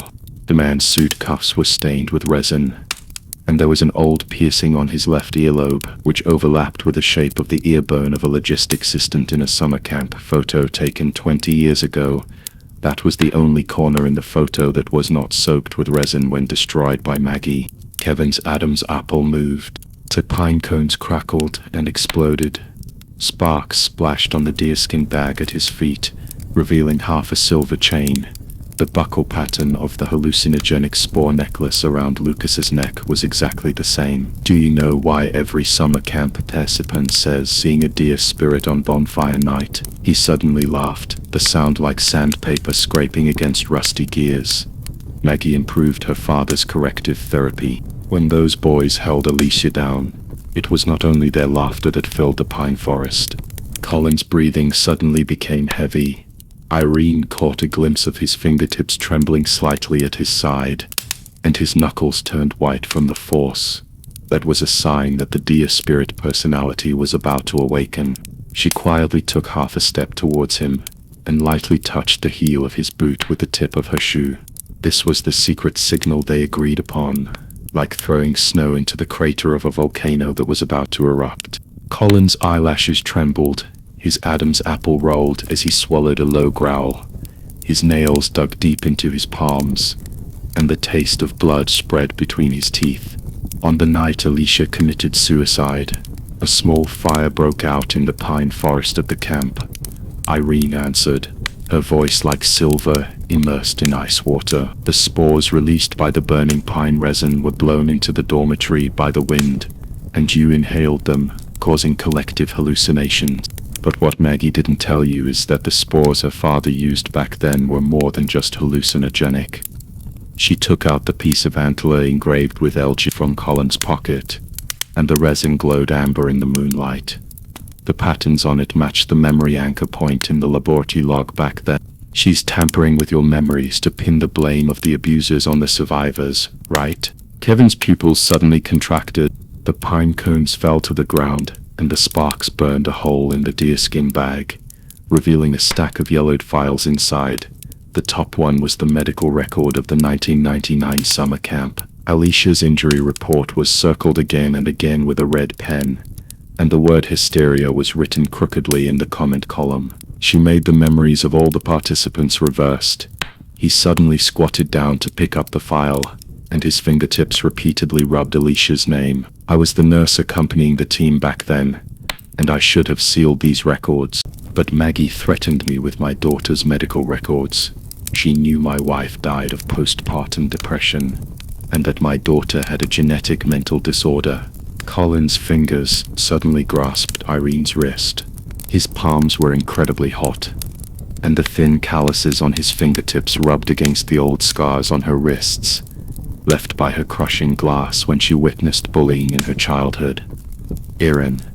His voice trembled, as if it was squeezed out of his throat. I heard the deer calling. Irene held his hand with her backhand and said in a voice that only the two of them could hear, "Remember last week in the clinic? You said Luling's voice sounded like your brother's last cry." She gently pinched his palm. "You are not 17 years old now. Your brother's suicide note is locked in my office, and it says Colin will live well." Colin's shoulders rose and fell violently, and a muffled groan escaped from his throat, but no other sound came out. He rested his forehead against the top of her head, and his breathing gradually became steady, like a soothed animal. Suddenly, there was a sound of metal collision outside the wooden house. Is it the patrol's flashlight, or the collar of Maggie's Doberman? Kevin stood up suddenly. The buckskin bag fell to the ground with a smack, and the files were scattered all over the floor. They found this place. He grabbed Irene's wrist, and the needle almost pierced her skin. "Now come with me to the old warehouse. I need you to be my witnesses." Maggie hid the experimental log of that year there. "As long as we get it." "Wait." Irene pulled her hand back and stared at the swaying light and shadow outside the window. A woman's scream was mixed in with the noise. Was it the voice of the kitchen helper? "The camp is on fire." She smelled a burning smell, more pungent than rosin. Are Maggie's people burning something? Or is someone deliberately creating chaos? She suddenly smiled, and the teardrop mole at the end of her eye flickered in the shadows. "The witness you want is easiest to find in chaos. We'll help you distract the patrol while you get the journal. And I want you to give me Maggie's daughter's medical records." "No." Kevin took a step back and leaned his back against the beam of the wooden house. "That's my daughter's life. But Maggie has already started cleaning up the traces. Irene pointed to the fire burning brighter outside the window. Do you smell it? There is a sweetness of pine resin in the burnt taste. She is burning the spore culture dish from that year. When the fire is out, your daughter's medical records will also turn to ashes. She put the needle into Kevin's hand. Come with us now, you can still give your daughter a chance to live. The noise outside the cabin grew closer, mixed with the low barking of a Doberman. Kevin stared down at the syringe, the glass still stained with Irene's body temperature. His fingers were shaking, and he suddenly grabbed the vial on the ground and stuffed it into the deerskin bag, then turned around and unbolted the door. Follow me closely. His voice was very hoarse. The old warehouse is in the northwest corner of the camp, past the laundry room, and turn left. Colin squeezed Irene's hand. His palms finally felt cooler, and the thin calluses on his fingertips gently rubbed the scar on her wrist. The fire outside the wooden house reflected in his eyes, like two dancing phosphorus flames. Irene smelled the sweet scent of melted resin, mixed with a faint smell of blood. That was the blood from Colin's palm where his fingernails had pinched it. She knew that they were very close to the membrane sealed by resin. On the other side of the camp, Maggie stood in the watchtower, the light from the telescope licking the eaves of the old warehouse. She took out the deer antler pendant from around her neck, and the resin felt hot on her fingertips. Kevin's shouting could be heard in the distance, mixed with Colin's suppressed growl. She smiled and pressed the pendant to her lips, as if kissing some ancient oath. The wind suddenly changed direction. In the pine forest, the pair of antler-shaped shadows slowly opened their eyes as the firelight flickered. The resin condensed into translucent amber in the crack of the door, filtering the noise outside the cabin into a vague buzz. Irene's fingertips still felt the coolness of the syringe. That was the one Kevin had just held, and it contained a liquid that was either a hallucinogen or an antidote. She looked at Kevin's red eyes, and suddenly grabbed the edge of his buckskin bag. While this is a mess, I will help you finish what you need to do. How do you know what I'm going to do? Kevin's Adam's apple rolled, and the buckskin bag trembled slightly in his arms. Irene sniffed, and the sweet scent of melted rosin was mixed with the smell of ink from old newspapers. That was the unique smell of the files he had just stuffed into the bag. Maggie's men are not looking for us, but for the things you brought. She lowered her voice. Now their attention is on the fire scene, and the side door has the least guards, so we can— Shut up. Colin suddenly squeezed her wrist. His palm was incredibly hot, like a piece of red-hot coal, and the thin calluses on his fingertips rubbed against the pale scar on her wrist. That was the scar left when she bumped her head against the corner of a table when she was 12, and saw a bully scratching her with broken glass. At this moment his pupils shrank into thin lines, staring at the flickering firelight outside the window. The barking of Dobermans is getting closer. There are at least 3 people with dogs. Kevin's face turned pale instantly. He yanked the deerskin bag, and the metal buckle made a sharp scraping sound. The secret passage in the old warehouse. The side door is faster. Irene interrupted him, and clasped Colin's hot hand with her backhand. Trust me. Her sense of smell was roaring, and the smell of burnt earth seeped out of the resin. That was the remnant of the summer campfire 20 years ago, mixed with the blood oozing from Colin's palm, like a thin needle piercing his temple. Colin suddenly lowered his head and bit her earlobe. It wasn't a kiss, but an action similar to that of a wild animal confirming its own kind, with a stinging temperature. Let's go. There were 2 voices mixed in his voice. One was the original, clear and bright, and the other was more hoarse, with the echo of the wind blowing through the tree holes in the pine forest. The deer spirit's personality was agitated. As the 3 men rushed out of the cabin, crouching down, the flames were licking the iron roof of the laundry room. Erin counted her steps, 7 to the clothesline, 3 around the overturned propane tank, and the side door should be just ahead, behind the clump of blackened dwarf pines. Colin's fingers suddenly spasmed, as if he was being pulled by some force to run into the pine forest. He knocked over the firewood piled in the corner, and the whole pile of pine wood fell to the ground with a crash. "Colin!" Irene grabbed him by the back of his collar. His temperature was abnormally high, and the veins on his forehead bulged like a living thing. She remembered him saying that on the night his brother committed suicide, he knelt in the pine forest all night, and it was at that time that the deer spirit's personality crawled out from the pine resin. She leaned close to his ear, and read in a voice that only the two of them could hear. "Your brother's music score is in the secret drawer under the fireplace. Your photo is tucked into the third page." Colin's pupils contracted violently. That was a secret he had never told anyone. The last song his brother played before he committed suicide. Sandwiched in the music score was a photo of them taken at the camp when they were 10 years old, with his brother writing in pencil on the back, "Watch for spring for me." His fingers slowly loosened, and the growl in his throat turned into a trembling gasp. I'm sorry." Kevin stood 5 steps away, his back pressed against the charred tree trunk. He looked at the couple who were supporting each other. His Adam's apple moved, and he swallowed back the words, "What is your relationship?" that were about to come out of his mouth. In the distance came the barking of a Doberman, closer this time, mixed with the swishing sound of a flashlight beam cutting through the darkness. "The side door is blocked." Kevin suddenly lowered his voice. Irene followed his gaze and saw 3 figures in camouflage uniforms, standing outside the iron fence of the side door. The light of their flashlights was sweeping across the wooden house where they had just hidden. "Tool room." Irene dragged the two of them towards the tilted cabin on the left. There was a wooden sign saying "Under Repair" nailed to the door panel. The lock was rusty and creaked open with a slight push. Inside were old oil drums, a ladder broken in 2, and a half-full bag of moldy pine shavings. As soon as Colin stepped in, his foot kicked an iron box, and the clang sound was particularly harsh in the silence.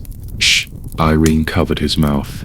Her sense of smell suddenly exploded.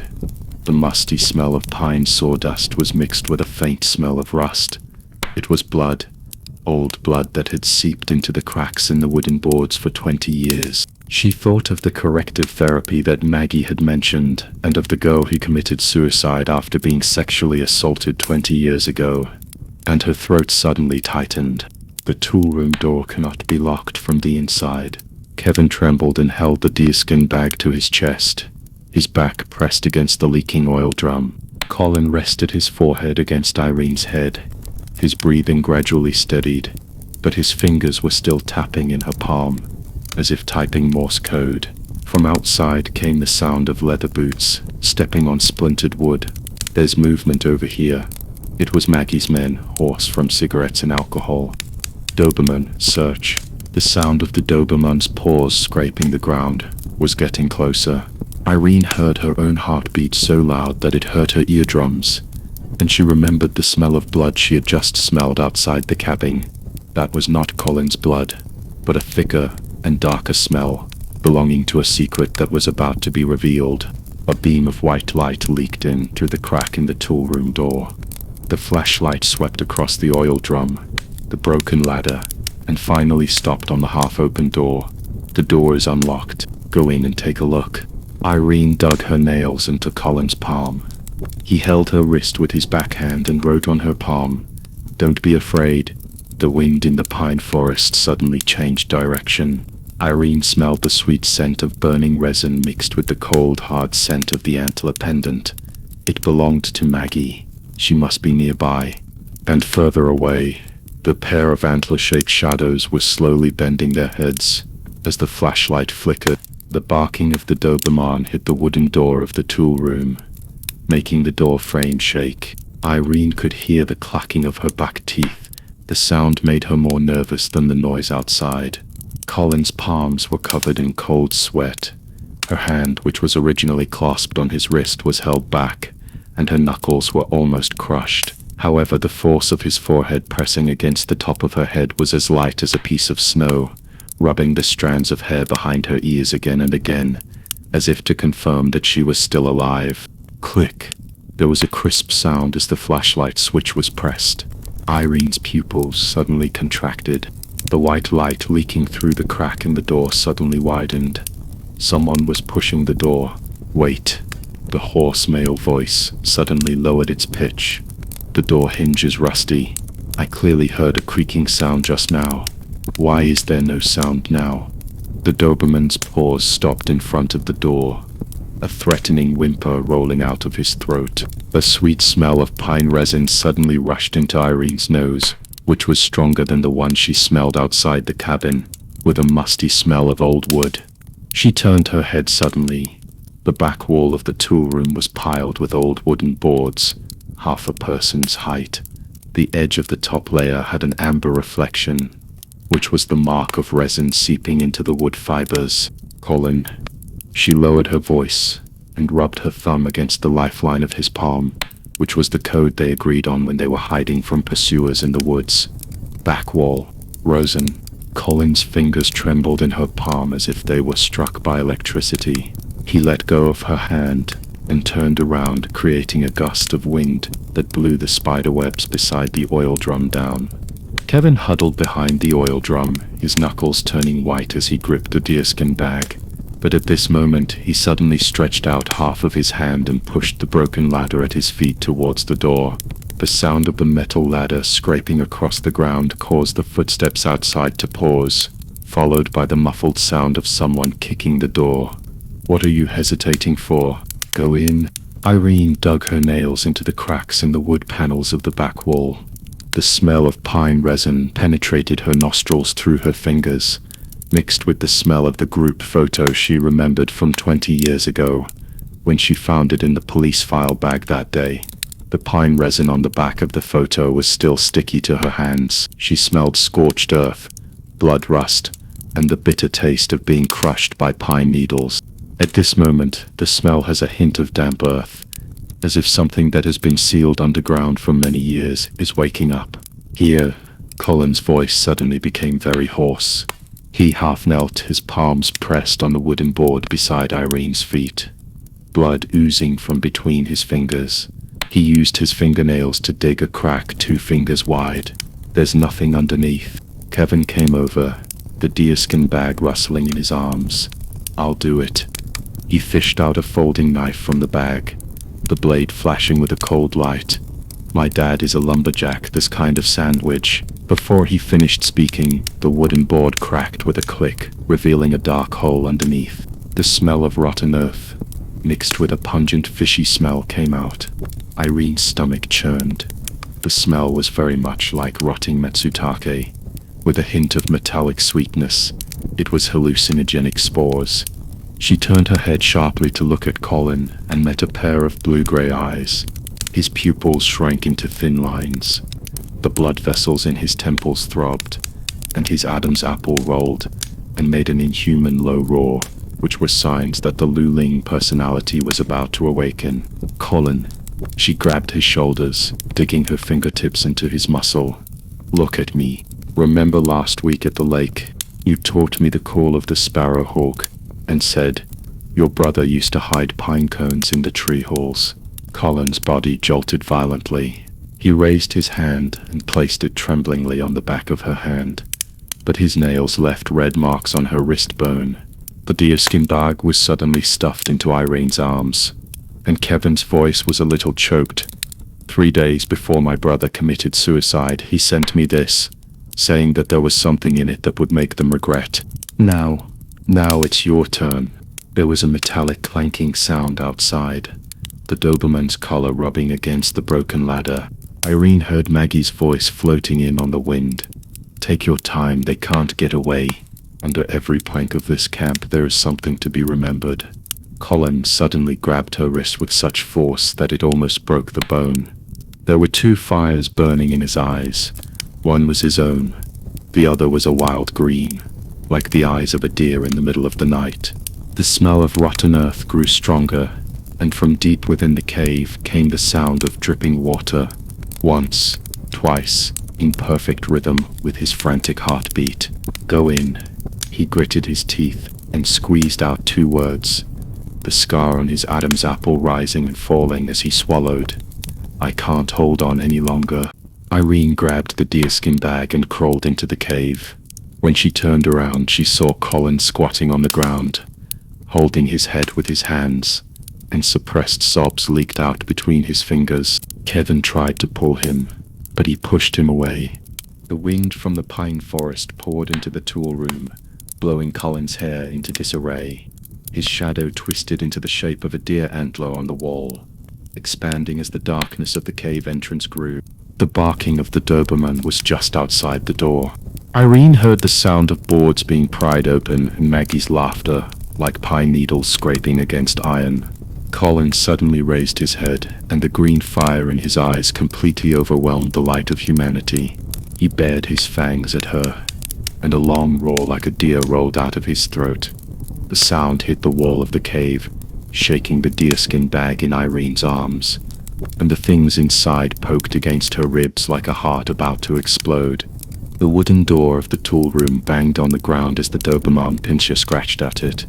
Maggie's laughter, mixed with the rustling of pine needles, seeped in through the crack in the door. Irene knelt beside Colin, his wrist still gripping hers, his knuckles white as bones, his nails almost digging into her flesh. Carol said that dissociative states require anchors. She shouted to Kevin, her voice steadier than she thought.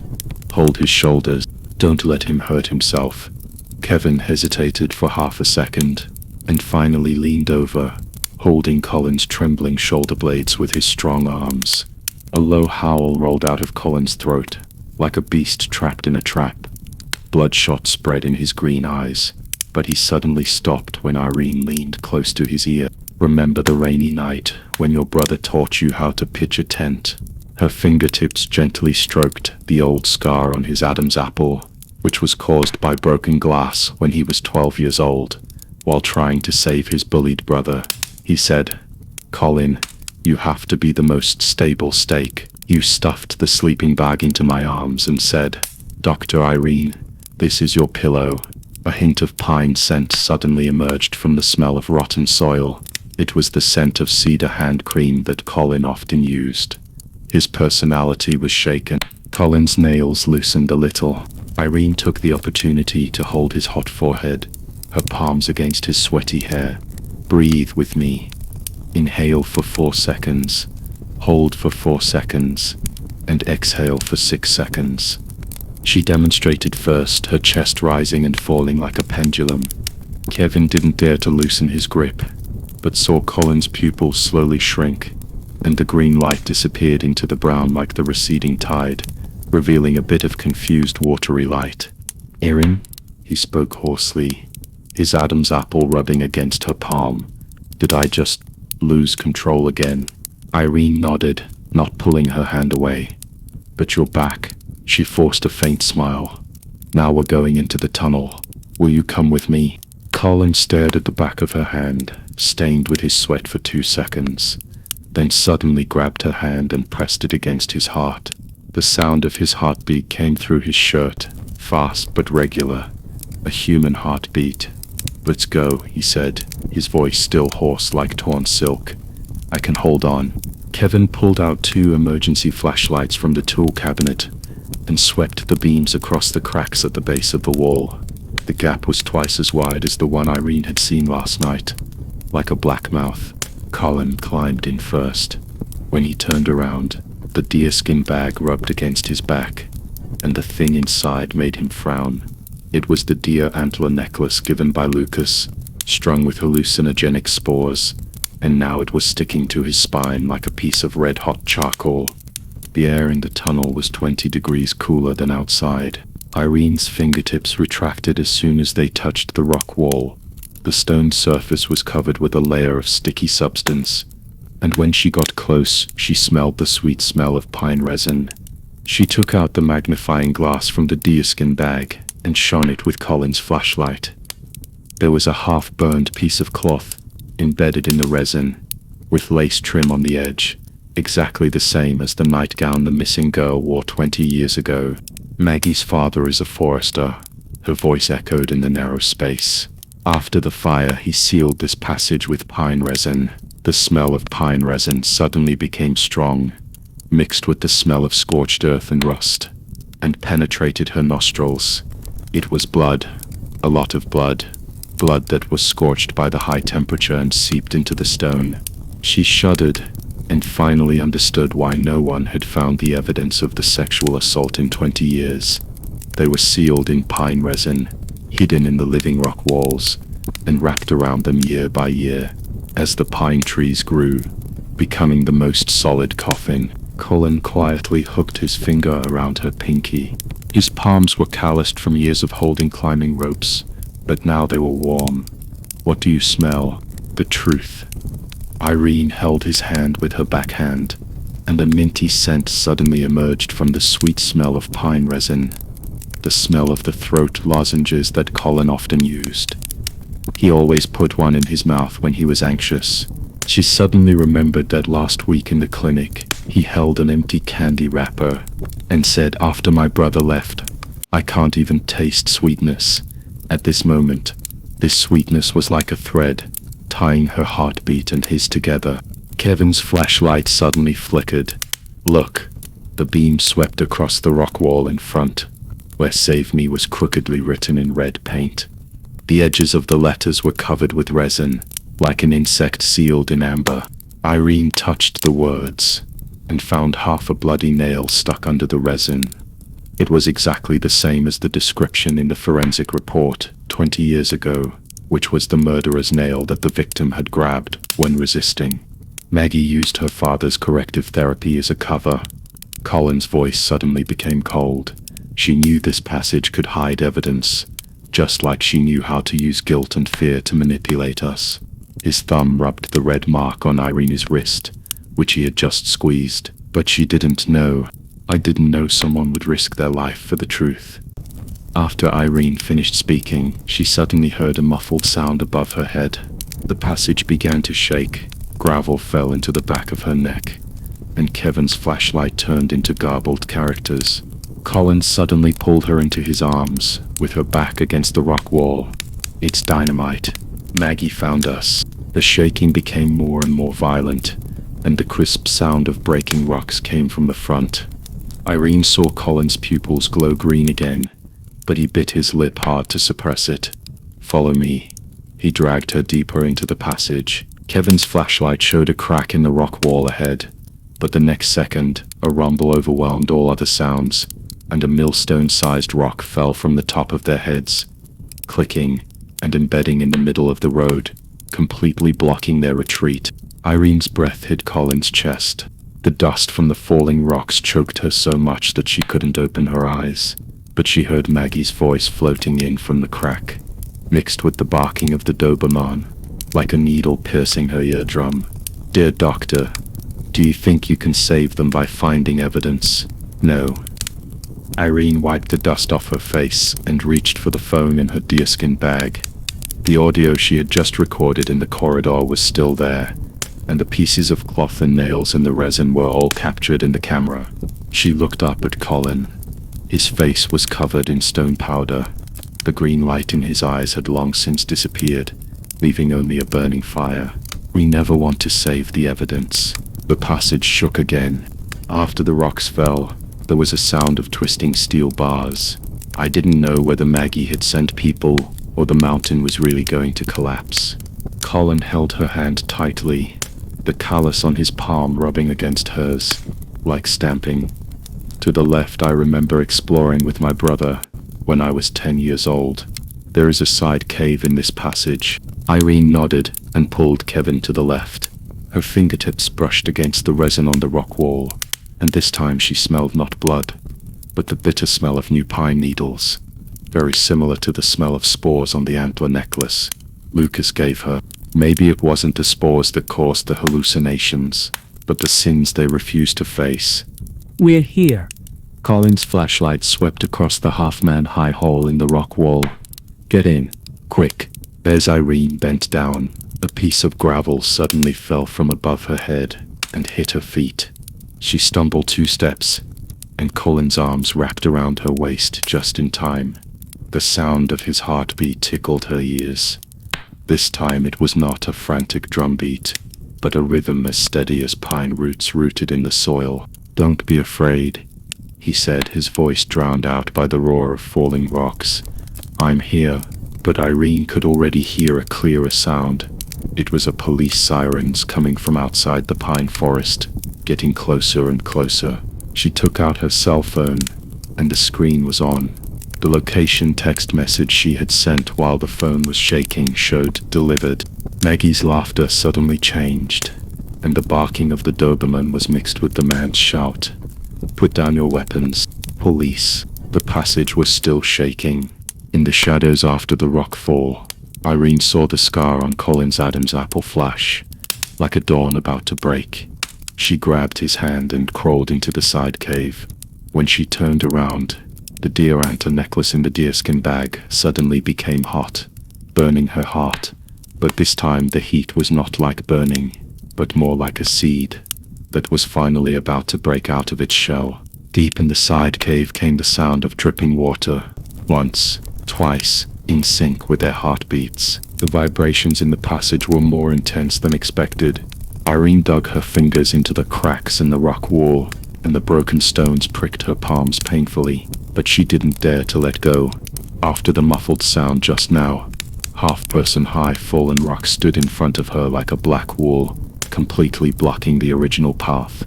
The flashlight beam swept across the surface of the stone, and fresh fracture lines could be seen, like hideous wounds caused by a huge axe. "The rock wall is sinking." Colin's voice was very low, his other hand still tightly grasping Irene's wrist, his palm hot with sweat. The wave of vibration just now was not an ordinary rockfall. It was the collapse of the mountain structure. The old scar on his Adam's apple jumped as he swallowed, and the scar extending from the collarbone to the jaw was now abnormally flushed, as if something was burning under the skin. Irene suddenly realized that ever since entering this abandoned drainage channel 20 years ago, Colin's breathing had always been deliberately steady. He always supported her waist in time when she stumbled, and used his back to block half of the safety zone when gravel brushed past her ears. But now, she followed his gaze to the top of the passage, and could see that the water seeping out of the cracks in the rocks was becoming turbid, mixed with fine sand and falling down, like some kind of countdown sand. "Is there any other way?" Kevin's voice trembled. The mysterious visitor, who claimed to be a former employee of the camp, was now leaning against the other side of the rock wall, spinning the flashlight rapidly in his palm, the beam of light making people dizzy. "I remember the construction drawings said that the drainage channel was connected to the foundation of the watchtower." Irene didn't respond.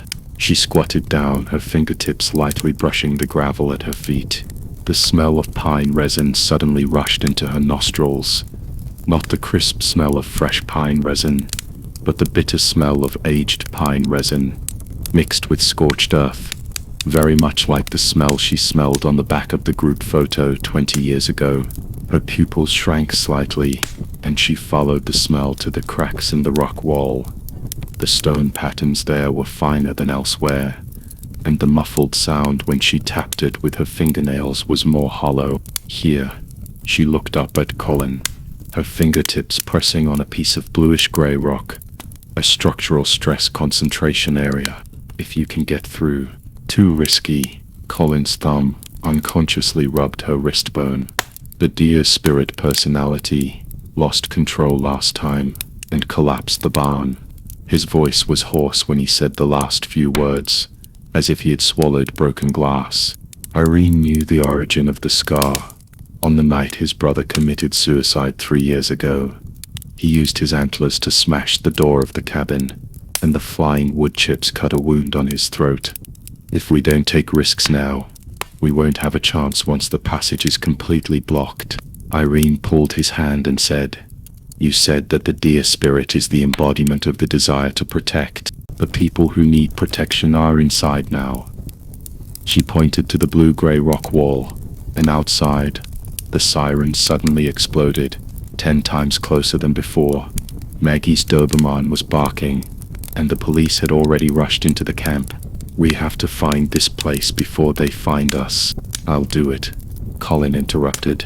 He let go of his hand and took a half step back. The scar on his Adam's apple suddenly bulged into a hard line. Irene saw his pupils shrinking and blood shot in the whites of his eyes as if covered by the shadow of some wild beast. When his shoulders pressed against the rock wall, his bones made a crackling sound. A sound not possible for a human being. At the first impact, the rock wall shook. The second time, stone chips fell all over Irene's head.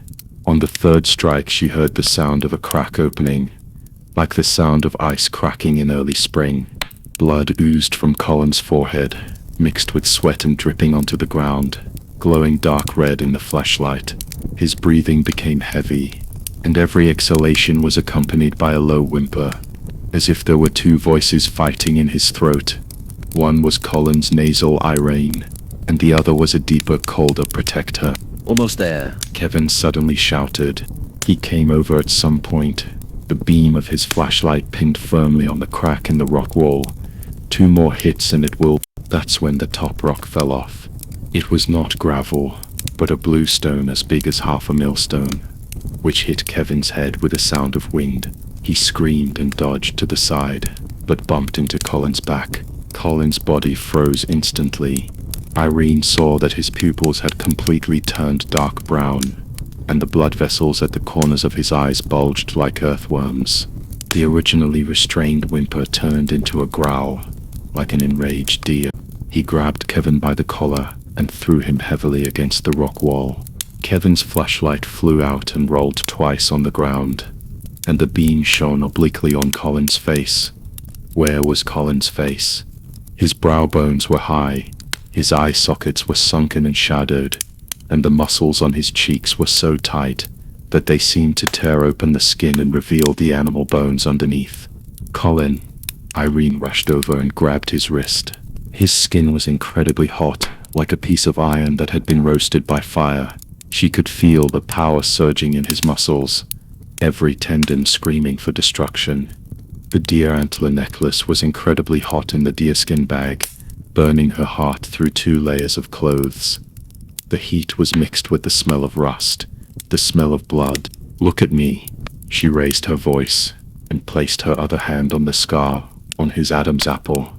Remember last week in the consulting room, you said that when the deer spirit first appeared, your brother was being pinned down in a mud pit by 3 boys. You said you heard him yell, "Colin, save me," and your eyes went red. She rubbed her thumb gently over the old scar. Now it's me who's yelling your name. Colin Black, look at me. Colin's fingers loosened slightly. He looked down at her. The dark brown in his pupils began to fade.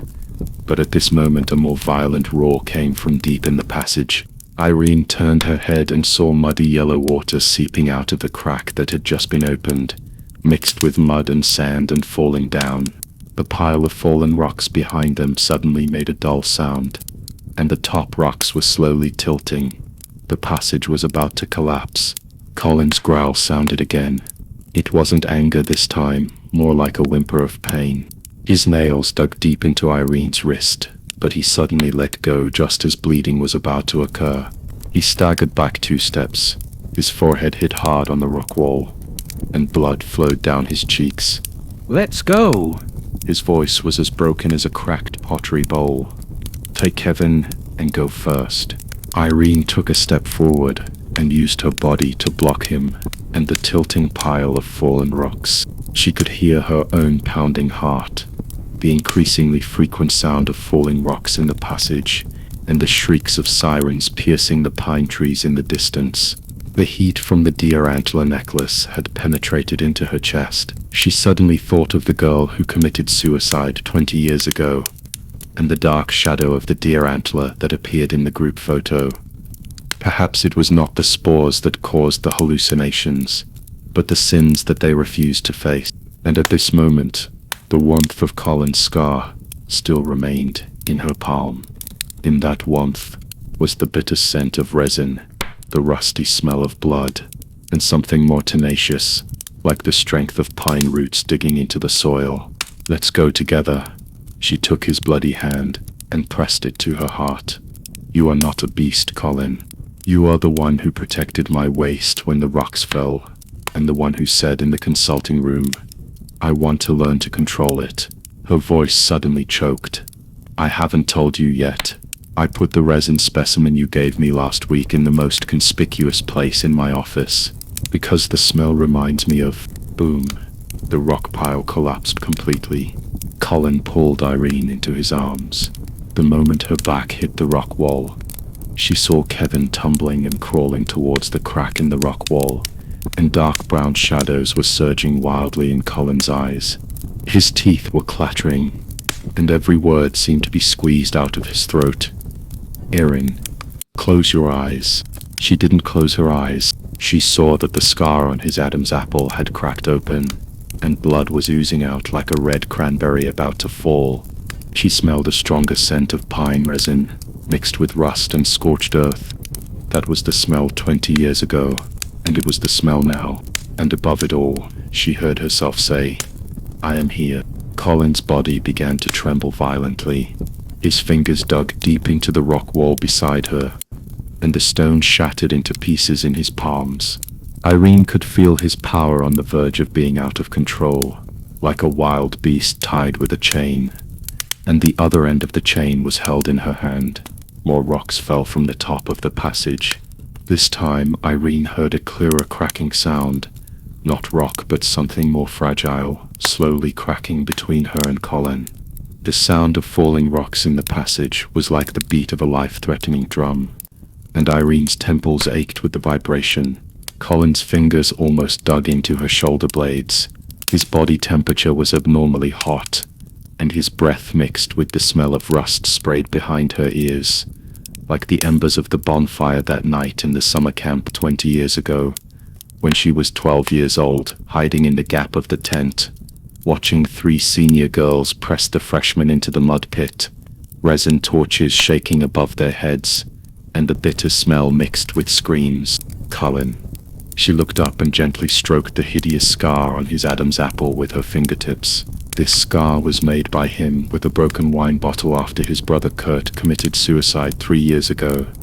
At that time, he kept saying in the emergency room, "I should feel the pain for him." At this moment, the blood oozing from the scar flowed down along the collarbone, forming a twisted flower on his white t-shirt. Colin's pupils were shrinking, and the dark brown shadows were like ink blown away by the wind, revealing the bluish-gray panic underneath. Erin recalled how he had clutched his brother's old camera in the clinic last week and said, "Have you ever smelled crushed pine needles?" Kurt always said that it was the forest crying. At that time she leaned close to the back of his hand, and could indeed smell the green pine scent mixed with the cedar-scented hand cream he often used. That was a gift from her. Remember the 1999 summer camp diary we found in the old warehouse? She raised her voice to cover the roar of the rocks rolling down overhead.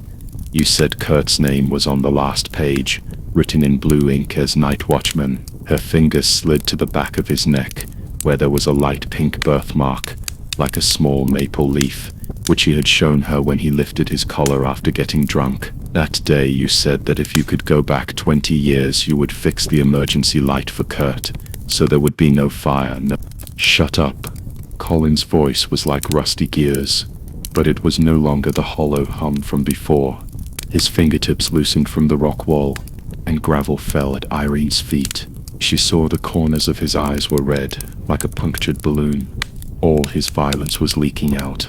And last month, on a rainy night, you walked me back to the apartment.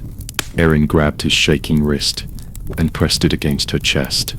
You said you always heard Kurt yelling "save her" when it thundered, but I heard you trembling at the time. Her voice trembled, but she continued stubbornly. You said you were afraid of the shadows of deer antlers in the dark, but you know what? When you showed me the picture of Kurt, your eyes lit up brighter than a campfire. That was the real Colin Black. The passage suddenly shook violently, and Kevin fell from the crack, his back covered in dust. He was holding a metal box, which fell to the ground, and several yellowed photos fell out of it. A group photo of the 1999 summer camp. In the photo, the black shadow, a deer antler mask, was seeping out from the edge of the photo paper like a ball of ink that could not be dissolved. Help him. Kevin grabbed Colin's other arm, his voice cracking. His brother's diary said that Deer Spirit is afraid of human voices, afraid of. Before he could finish his words, Colin suddenly inhaled sharply.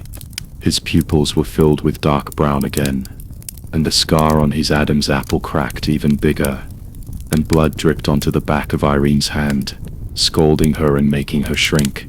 The pungent smell of burning rushed into my nose. Irene turned her head sharply. It was the crack. A few wisps of black smoke were coming in from there, mixed with the sweet smell of burning resin, which was very similar to the smell she smelled when she hid in the tent 20 years ago. That night, the bonfire suddenly exploded, and the laughter of the three bullies was replaced by screams. When the rescue arrived, the body of the freshman Emily was hanging on a burnt pine tree with a half-deer antler necklace wrapped around her neck. No, Colin's voice turned into a deeper tone, the voice of dear spirit. It's her smell. Emily is burning. She's calling my name. He shook off Irene and Kevin's hands, his nails scratching on the rock wall, and ran wildly towards the depths of the passage, his footsteps knocking down gravel. Colin. Irene staggered after him, and Kevin grabbed her backpack strap from behind. Don't be impulsive. There is an abandoned underground fuel depot inside, which was sealed after a fire 20 years ago, but he's in there. Erin untied her backpack straps, her sneakers crunching over the gravel. His brother's diary said that Kurt finally found Emily in the fuel depot. She looked back at the crack, where the black smoke had turned into a rolling grey fog. Either we catch up to him now, or wait for Maggie's people to seal it off. Which one do you choose? Kevin's answer was drowned out by the sound of falling rocks. Irene rushed deeper into the passage, the beam of her flashlight sweeping across the wet rock wall, stretching Colin's shadow long, like a giant beast with its antlers spread. The further she went in, the darker the light became. The flashlight gradually turned into a dim halo. She heard Colin's panting in front of her, mixed with the humming of metal pipes and some kind of sticky light sound similar to spores exploding. That was the smell of the deer antler necklace that Lucas always wore around his neck. Irene paused. Something brushed against her face in the darkness, like a wet spider web. She took out a flashlight and shone it upwards, only to see the rock wall covered with lavender mycelium, which was rustling with Colin's footsteps. Each spore glowed with a faint blue light as it floated up. Colin's scream suddenly came from the darkness at the end of the passage. The sound was like torn cloth, mixed with some kind of whimpering that did not belong to human. Irene's heart leaped into her throat. She quickened her pace, but when she turned the last corner, she was nailed to the spot by the scene before her. Colin stood in the middle of the abandoned fuel depot, with a few rays of moonlight leaking through the vents above his head, shining on the wall behind him. Written there in red paint, barely legible now, but barely legible enough to be seen. Irene recognized the words in Emily's handwriting. They burned my antlers, but they could not take away my blood. At Colin's feet, half a burnt antler necklace was scattered, half a bloody human tooth. Something moves in the darkness deep in the passage. Irene's flashlight suddenly went out, and she heard Colin's breathing close at hand, yet more unfamiliar than ever. As soon as Irene's fingertips touched Colin's wrist, she drew back as if she had been burned by fire. The temperature beneath his skin was abnormally low, like the belly of a fish soaked in ice water, and his pulse was beating extremely fast, so fast that it almost sounded like a buzzing sound. Kevin's call came from the darkness, and a beam of light split the darkness, illuminating half of Colin's distorted face. The iris of his left eye was an unnatural blue, but the right side of his face still retained his usual gentle curve. The two expressions were tearing at his face like two horses breaking free from their reins. His pupils. Kevin's voice trembled, and the beam of light shone to the back of Colin's neck, where there was a new scratch, and dark red blood was flowing down the collar. Is it a deer spirit? Irene thought of the dusty camp chronicle in Maggie's office, which contained yellowed newspaper clippings. On a rainy night in 1973, Ranger Old Hawk encountered the boy with antlers in the pine forest, and the next day he stuck his shotgun into his chest. The scratches on the back of Colin's neck were exactly the same shape as the scars on Old Hawk's body in the newspaper clipping. Suddenly, there was a crisp sound of dead branches breaking from deep in the passage. The three of them turned their heads at the same time, and where the beam of light passed, a hunched figure stood up from the shadows. He was wrapped in a faded deerskin cloak. His white hair was braided into a thick braid and hung down in front of his chest. In his left hand he held a birch stick carved with spiral patterns. On the top of the stick was a dried deer eye, and in the eye socket was a glowing fluorite. Harry? Irene blurted out. Maggie once mentioned that when the summer camp accident happened 20 years ago, an old wizard who called himself Forest Messenger lived near the abandoned fuel depot and later disappeared with the fire. But although the person in front of him had white hair, his skin was as firm as aged pine resin, and a silver antler pendant hung on his left earlobe. Exactly the same as the grandfather who could understand the pine waves drawn in Emily's diary. "You've crushed my fungus carpet." Harry's voice was like pine needles scraping across iron sheets, and his eyes narrowed suddenly as he glanced at Colin. "This kid is possessed. It's not an ordinary soul, it's poisonous." He poked the charred antlers at Colin's feet with his birch stick. Lucas's spores, mixed with the resentment of the wronged souls, have taken root in his brain. Irene's throat tightened. "Can you help me?" Harry lifted his cloak, revealing a string of ceramic bottles hanging from his waist, each bottle containing mycelium of different colors. "It can be solved," he flicked one of the indigo ceramic bottles with his fingernails, "but it requires a decoction of burning heart grass. This grass only grows in the cracks in the deepest part of the passage. It likes shade, has silver spots on the back of its leaves, and exudes amber juice from its stems." He suddenly pointed the tip of his stick at the tip of Irene's nose. "You can smell it." Irene was stunned. Her olfactory compensation always erupted when she was stressed, and at this moment the musty smell in the corridor was suddenly covered by something bitter, like the spiciness of dried tangerine peel mixed with pine needles. She took 2 steps forward following the smell, and her boots crushed something. She looked down and saw a silver-spotted leaf emerging from a crevice in the rock, exactly as Harry had described. "Found it." Kevin's beam of light followed closely behind, revealing a few drops of amber liquid hanging on the stem of the grass. Just as Irene was about to bend down, a gust of wind suddenly blew over her head. She looked up and saw that the pale purple mycelium on the rock wall was surging wildly. The originally dark blue spores turned bloody red, like broken glass soaked in blood. "Close your eyes," Harry shouted, slamming his birch stick to the ground. A low vibration came along the rock wall, and Irene's eardrums buzzed. When she opened her eyes again, Colin had been tied to an iron hook on the rock wall by Harry with a deerskin rope. An inhuman whimper came from his throat, and the nails on his right hand were growing longer at a speed visible to the naked eye. They glowed bluish-gray as they scratched the deerskin rope, sending sparks flying. "Pick the grass quickly." Harry pulled open his cloak, revealing the string of animal bones hanging on his chest, and began to chant in a language that Irene could not understand. With every sentence he chanted, Colin's struggle weakened, but his left eye became increasingly blue, with bloodshot in the white of his eye. Just as Irene touched the stalks of the burning heart grass, Emily's voice suddenly rang out from behind her. "Sister Irene." The voice was cloyingly sweet, mixed with the smell of melted pine resin. "You promised to help me find the necklace." She turned around and saw 12-year-old Emily standing at the entrance of the passage, her white dress stained with black ash, exactly the same as in the photo of the fire scene 20 years ago. There was no necklace on the girl's neck, only a purple mark from being strangled, from which black blood was oozing. "Don't touch her." Kevin's beam of light was dazzling, and Emily's shadow suddenly split into 3, crawling to the feet of the 2 people.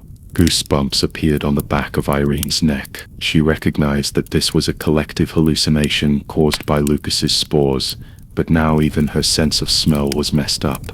The bitter smell of the burning heart grass was covered by the smell of burning, as if someone was wrapping their hair around fire. Grab the grass stems. Harry's voice suddenly became hoarse. Irene saw veins popping out of the back of his hands, and the wolf fangs on the animal bone skewers were breaking. The deer spirit is trying to kill him. If you were a little slower, Colin's soul would have been devoured. Irene gritted her teeth and clenched the burning heart grass tightly. The amber juice on the stems touched her palms, hot like magma. Emily's phantom suddenly pounced on her, scratching her cheek with its nails, and she almost let go of it in pain. At this moment, Colin's whimpering turned into a scream, and the deerskin rope broke with a snap. His body bounced up like a puppet being pulled by a string, and his blue-gray nails pierced Harry's throat directly. The mycelium deep in the tunnel suddenly exploded in the mist formed by the bloody spores. Irene heard Kevin's screams and the growl of some kind of beast. She clenched the burning heart grass in her hand, but found that the silver spots on the stems were fading, turning into the same pale white as the phantoms on the rock wall. The smell of rotten wood in the passage was suddenly dissipated by a bitter smell, and Irene's nails dug deep into the rock wall. She remembered her mentor saying that sensory compensation in trauma patients often carries the imprint of memory. The burning feeling of resin surging in her nasal cavity at this moment overlapped with the smell she saw when she witnessed the school bully burning a stray cat with a lighter when she was 12 years old. Kevin! The beam is deflected to the left. Harry's spell broke into pieces. Colin in his arms was twitching violently, and the blood oozing from the broken deerskin rope formed strange deer hoof prints on the ground. Irene's fingertips brushed against the protrusions of the rock wall, and the sticky resin mixed with blood stains, and she suddenly held her breath. The bitter smell covered by the burnt smell was seeping out from the cracks in the rock wall on the right. It's the heart-burning grass. She followed the smell and her fingertips touched a sunken stone cavity filled with translucent resin, like a piece of solidified amber. When her sense of smell penetrated the resin, she paused. What was wrapped in the resin was not an insect, but half a dried leaf of Bernhardt grass. More importantly, the phantoms of Emily that were crawling towards her ankles would stop every time they got 3 inches closer to the stone nest, as if their necks were pulled by invisible threads.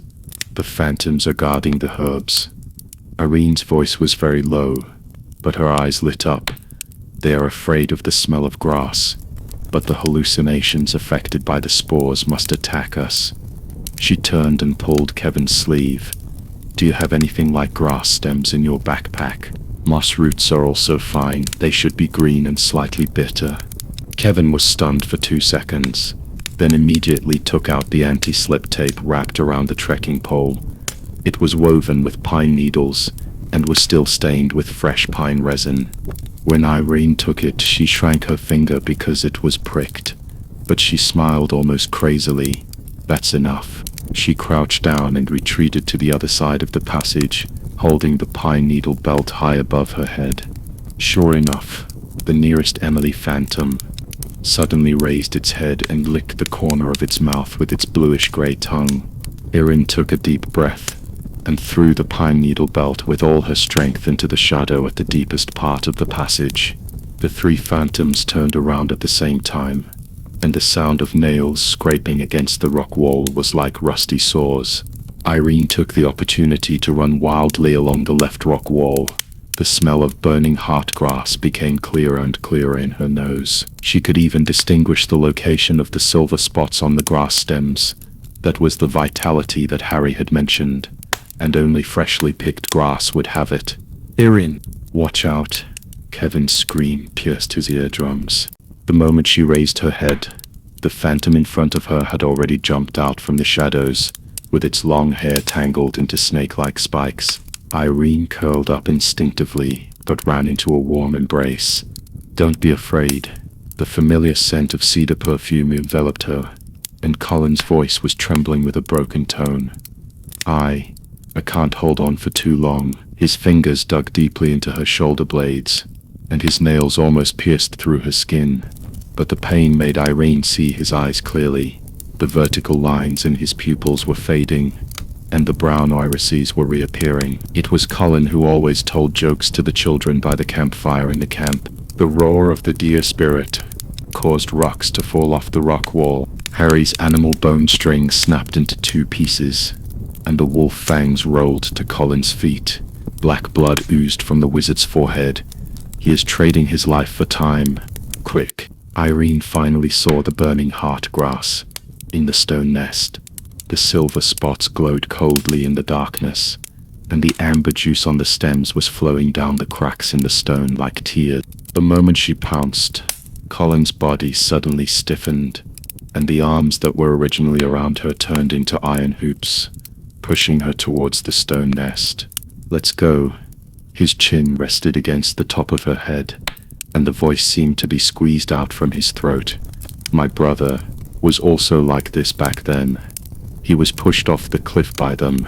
The phantom's nail scratched the back of Colin's neck, leaving 3 bloody marks on the skin. Irene felt hot liquid splashing on her face, and the salty and fishy smell mixed with the bitter taste of burning heart grass rushed into her nostrils. The moment she grabbed the grass stem, Colin suddenly let out a cry like a young deer. His pupils shrank into vertical lines again, and the temperature of his fingertips turned from warm to bone-chilling cold. "Got it." Irene held up the grass stem, and silver spots flickered in the spore mist. Harry stumbled over, the hem of his robes having been torn by Colin's nails, revealing his calves wrapped in snakeskin. "Give it to me now." Wrap the grass stems with pine resin to prevent the smell of the deer spirit from... There was a loud sound of wood breaking from deep in the passage, and the curtain of mycelium was suddenly torn apart. Lucas's voice mixed with the sound of the wind rushed in. "Sister, the spores are getting out of control." Erin looked down at the heart-burning grass in her hand, and found that the originally silver spots were fading to pale white at a speed visible to the naked eye, and Colin's fingers had already pinched the artery in her wrist. "Hold on," she whispered into Colin's eyes, not sure if she was speaking to him when he was sober, or to the crazy deer spirit. The juice from the grass stems dripped onto the two people's clasped hands, hot as magma, but forming tiny deer hoof prints on the surface of the skin. Harry's spell suddenly rose in pitch, taking on some ancient guttural sound. Irene felt something rising from the soles of her feet and drilling into Colin's body along the grass stems. It was the smell sealed in the resin, the scream she dared not shout out when she was 12 years old, and the cry for help that was blown away by the campfire in the summer camp 20 years ago. Colin's fingers loosened. When Irene handed the burning heart grass to Harry's palm, the last silver spot on the grass stem just disappeared. All the phantoms in the passage suddenly stopped, and Emily's 3 shadows overlapped, revealing the purple mark on her neck, exactly the same as the one on the corpse the night before. Now, Harry's voice was trembling, and he pressed the grass stem between Colin's eyebrows. "It's time to let them wake up on their own." At the deepest part of the passage, Lucas's deer antler necklace suddenly emitted a faint light, and in the midst of hallucinogenic spores, another figure vaguely emerged, wearing a deer antler mask, holding a bloody dagger in his hand, and slowly walking towards them. As the water droplets seeping from the stone walls of the passage slid down the back of Irene's neck, Harry had already crushed the burning heart grass into a clay bowl. The bitter scent of pine resin mixed with grass juice surged in the humid air. She stared at Colin's pale face. At this moment, there were still vertical lines of the deer spirit in his pupils, like cracks carved into the iris by a knife. "We need some rosin." Harry's fingernails were stained with grass clippings, and his cloudy eyes suddenly lit up. The kind left over from the bonfire 20 years ago, still embedded in the stones. As soon as Irene's fingers touched the stone wall, her sense of smell exploded. The smell of scorched earth wrapped in a rusty and bloody odor came out from the cracks in the rocks. She groped along the scent and her fingertips touched a dark brown lump. It was solidified resin, with half a piece of burnt cloth fiber sealed inside. The pattern was exactly the same as the summer camp uniforms of that year. Here, as she handed over the resin, the passage suddenly shook violently. Colin's wrist hit the stone platform with a dull thud, and an inhuman growl came from his throat. The deer hoof print on his forehead was turning red at a speed visible to the naked eye, as if it was about to bleed. The deer spirit is resisting. Harry's hand trembled, and the grass juice in the pottery bowl splashed on his sleeves. Hold him down. Kevin rushed over and held Colin's shoulders. This man, who always had a mysterious smile on his face, now tightened his jaw and his knuckles turned white. Irene protected Harry, and watched the phantom on the stone wall begin to distort. Emily's three shadows split again. Black blood oozed out of the marks, dripping onto the ground with a hissing corrosion sound. 3 drops of evening primrose juice are still missing. Harry pulled open the leather bag at his waist, and the glass tubes inside jingled in the vibration. The blue tube at the innermost. Before he finished his words, a gust of wind blew in from the depths of the passage. Irene's hair was blown against her face, and she saw Colin's deer spirit personality surging out from his eyes, turning into a misty outline of deer antlers. The pottery bowl hit the ground with a clang, and grass juice mixed with pine resin meandered in the cracks of the stone like a dying snake.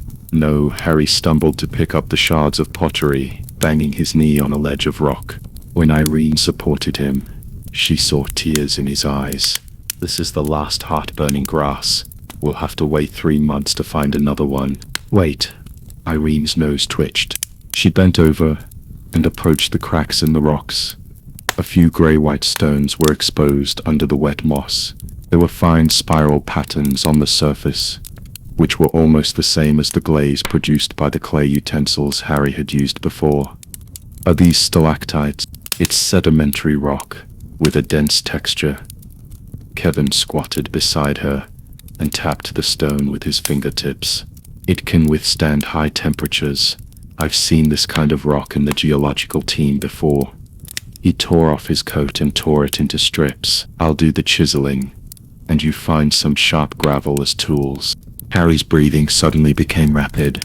Mix rock powder with rosin and burn it to make a temporary crucible. Hurry, the power of the deer spirits is gathering. The passage won't last 10 minutes. The next 5 minutes seemed to be fast-forwarded. Kevin used gravel to chisel fist-sized chunks out of the rock wall. Irene used Colin's belt buckle to grind out coarse rock powder, and Harry melted pine resin into an adhesive and applied the powder layer by layer into a shallow bowl shape. When the first wisp of green smoke rose from the crucible, Irene's palms were covered with blood beads caused by the rock powder, but she felt no pain. All her attention was focused on Colin. It's done. Harry dripped the last bit of grass juice into the rock bowl, and the dark green liquid immediately showed golden spots. Hold his head. Irene held the back of Colin's neck and could feel the throbbing blood vessels under his skin, which were incredibly hot. The moment the medicine touched his lips, the wind in the passage suddenly stopped. The phantom seemed to be paused. The shadow in the middle of Emily slowly turned her head, and her eyes had the focus of a living person. But this calm lasted only 3 seconds. The deer spirit's roar shook the rocks off the cliff. Irene saw that Colin's pupils had straightened into thin lines, and the deer hoof print on his neck suddenly bulged, as if a living thing was crawling under his skin. All the phantoms raised their arms at the same time, and the black mist seeping out of their fingertips condensed into a wall that surrounded Colin, with spiked antler patterns floating on the wall. The barrier. Harry slumped to the ground, resting his forehead on his knees. It knows that the potion can suppress it, so Irene didn't listen. Her sense of smell was suddenly grabbed by a familiar scent, the smell of burnt earth, trapped in the pine resin, mixed with a faint citrus scent. That was the smell of her bully's perfume that she smelled when she was 12, hiding in her locker. The smell was emanating from a corner of the barrier, and was 3 points lighter than the surrounding area. Kevin. She grabbed his wrist, her voice so soft it was a sigh. Come with me.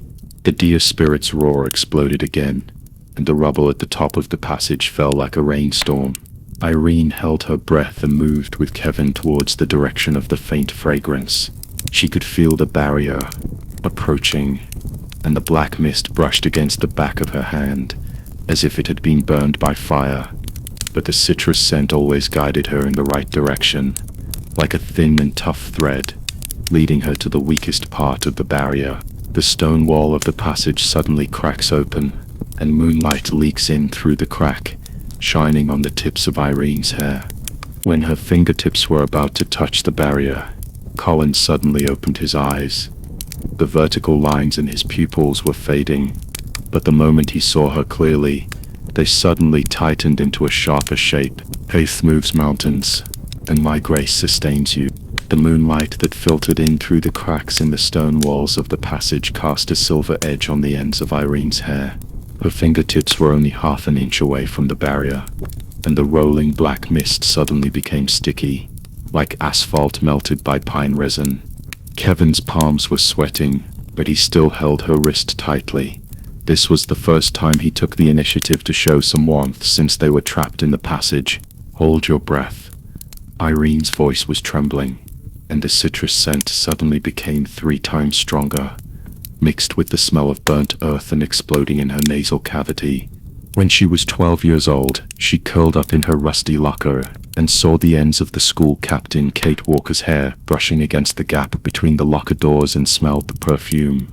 At that time, the crisp sound of Kate's silver bracelet hitting the cabinet door and the roar of the deer spirit in the barrier overlapped into the same sound wave. She suddenly pulled Kevin forward. The barrier made a crisp sound like shattering glass the moment it was touched.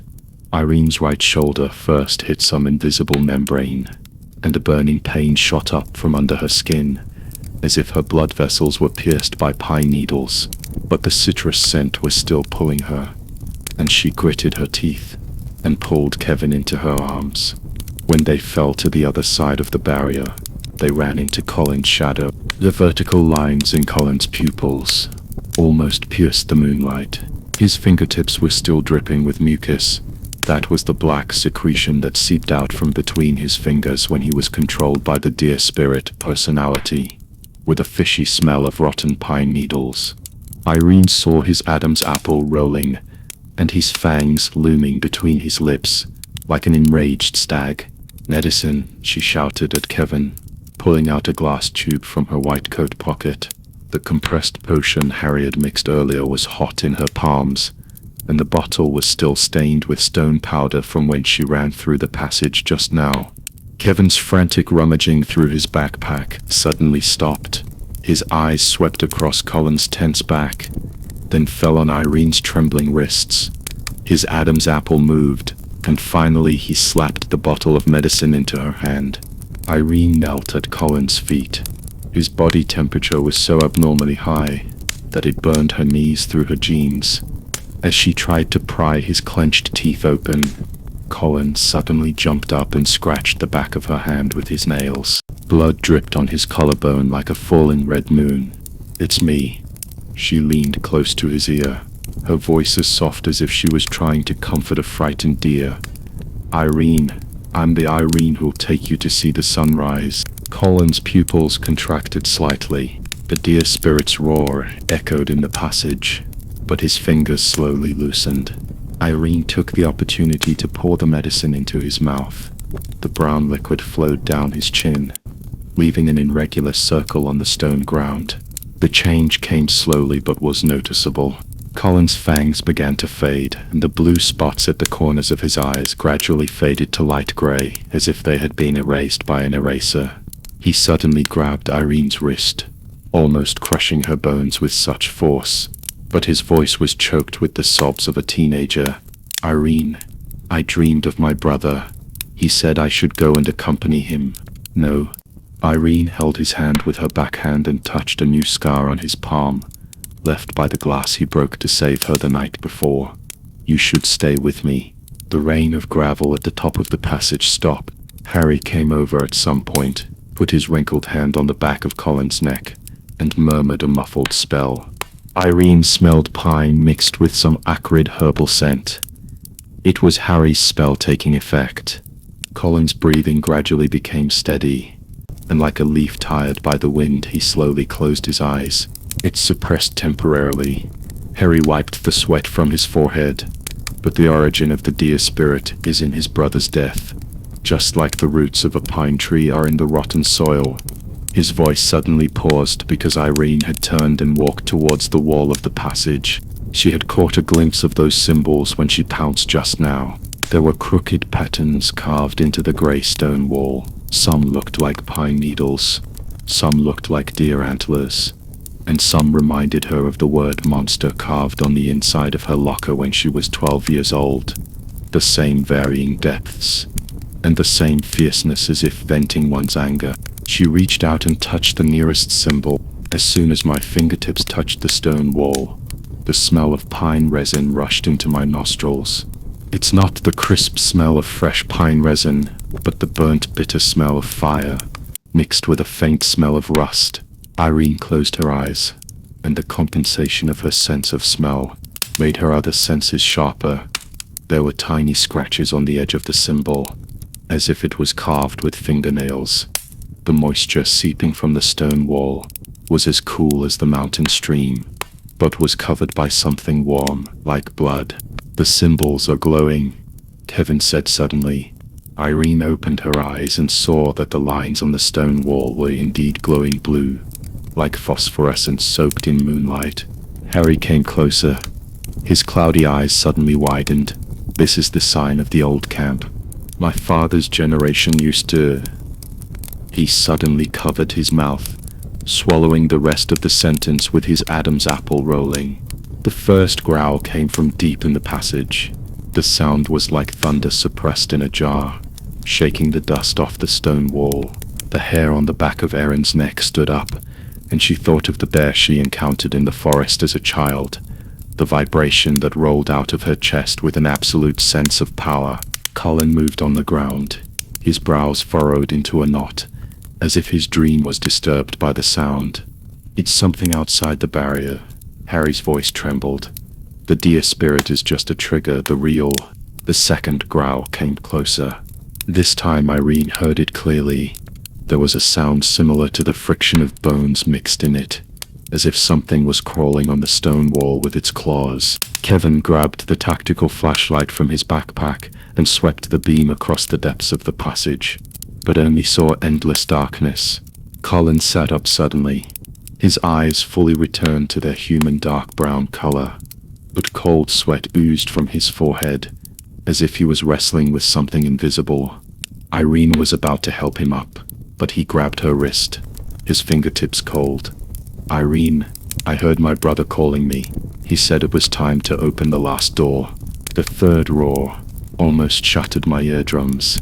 This time even the stone wall began to shake, and some rubble fell at Irene's feet.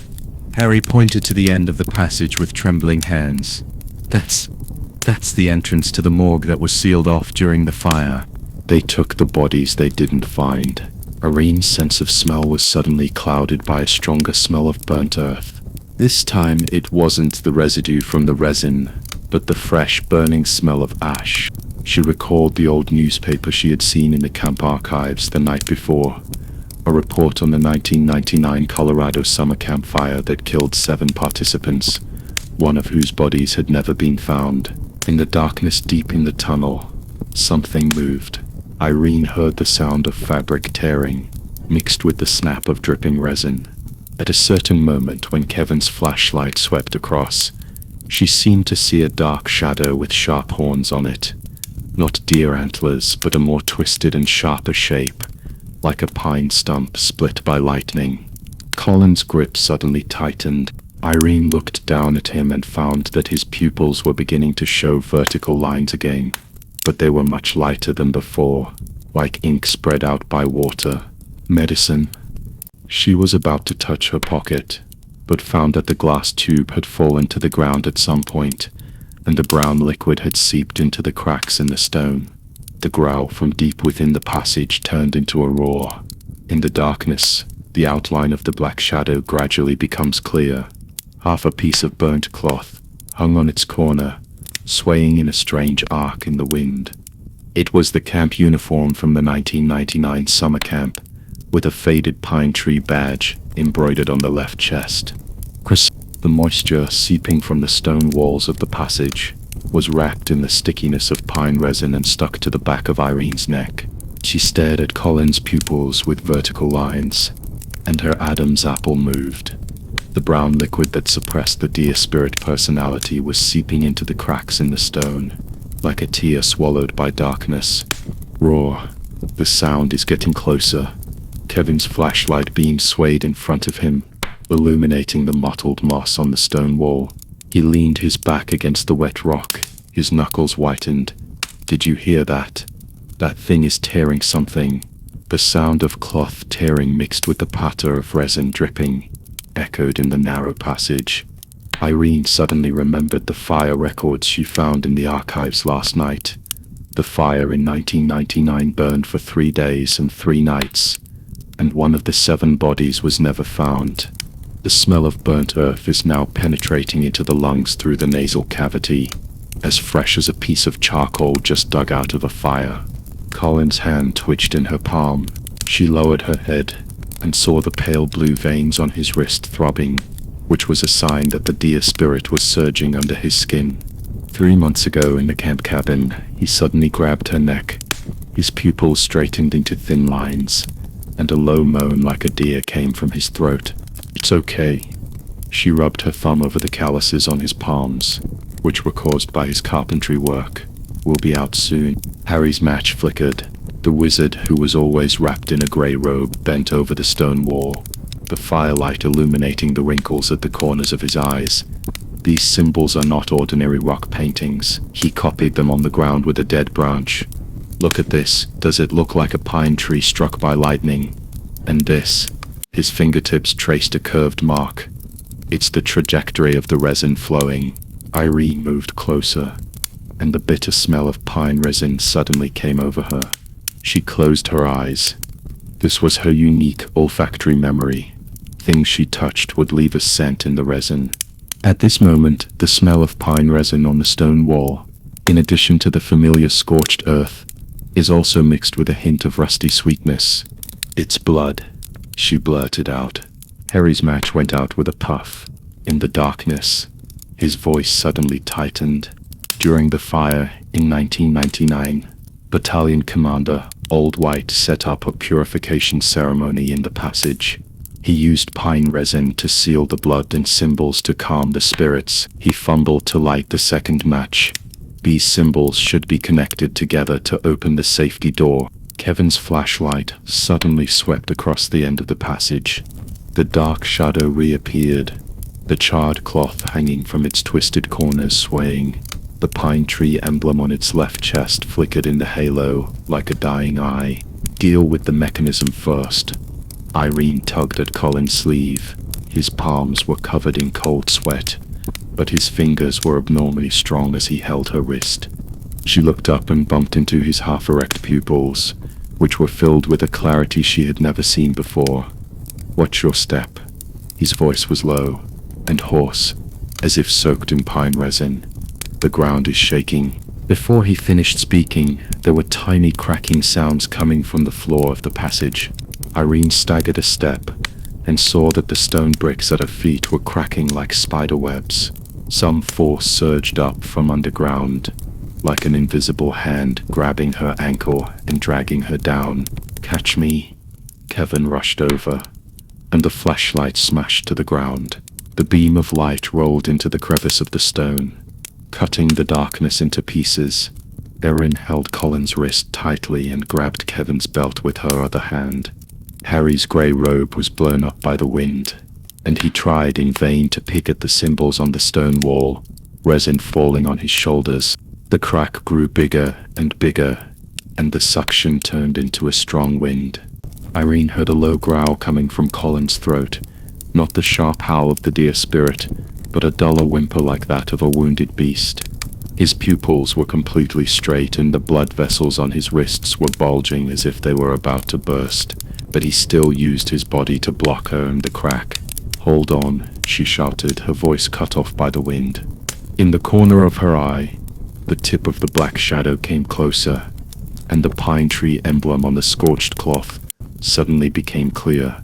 She remembered the group photo in the archives, the members of the summer camp in 1999. Each of them had the same emblem on their left chest. "It's him," Harry suddenly screamed. He pointed his dead branch at the charred cloth in the corner of the shadow. "The body that was not found," Old White said, "that he betrayed the ritual and was devoured by the fire." "Shut up."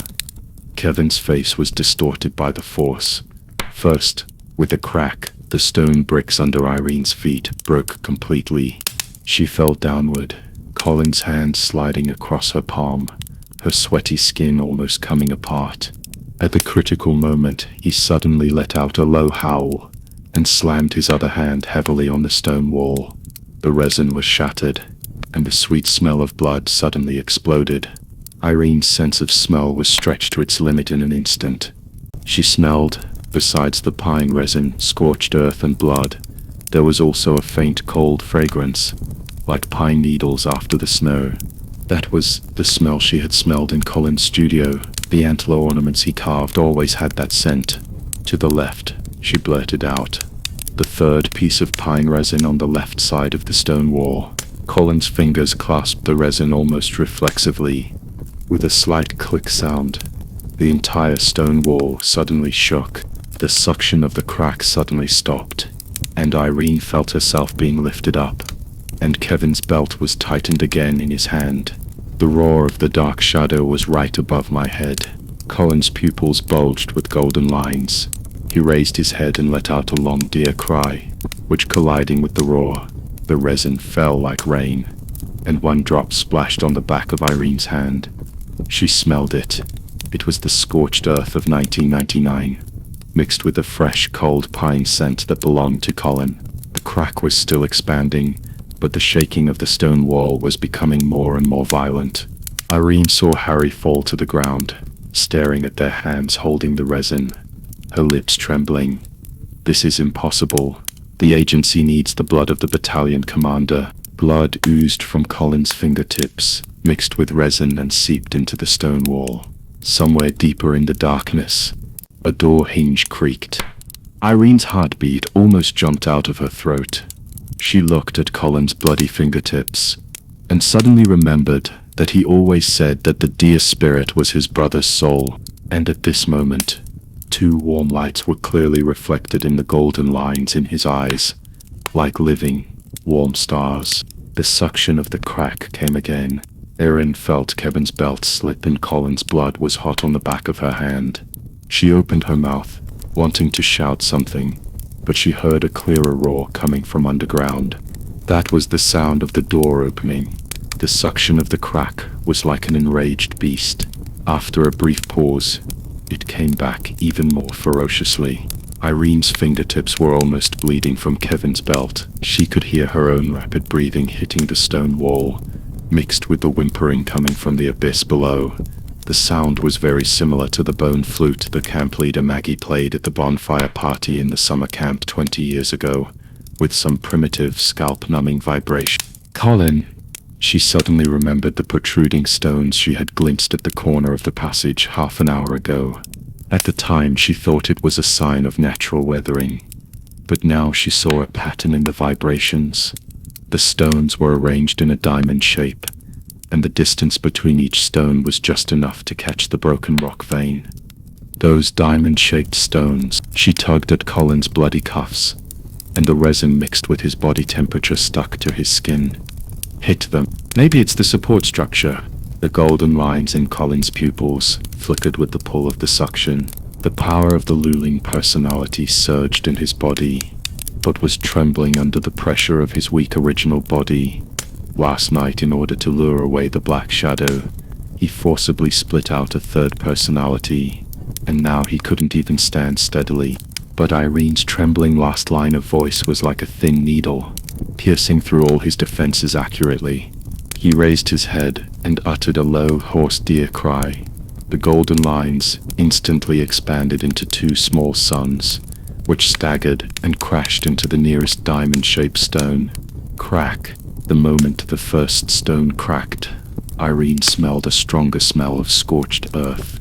The resin fell at her feet like hot tears, one of which splashed on her eyelashes, so hot that she closed her eyes and saw a flashback in the darkness.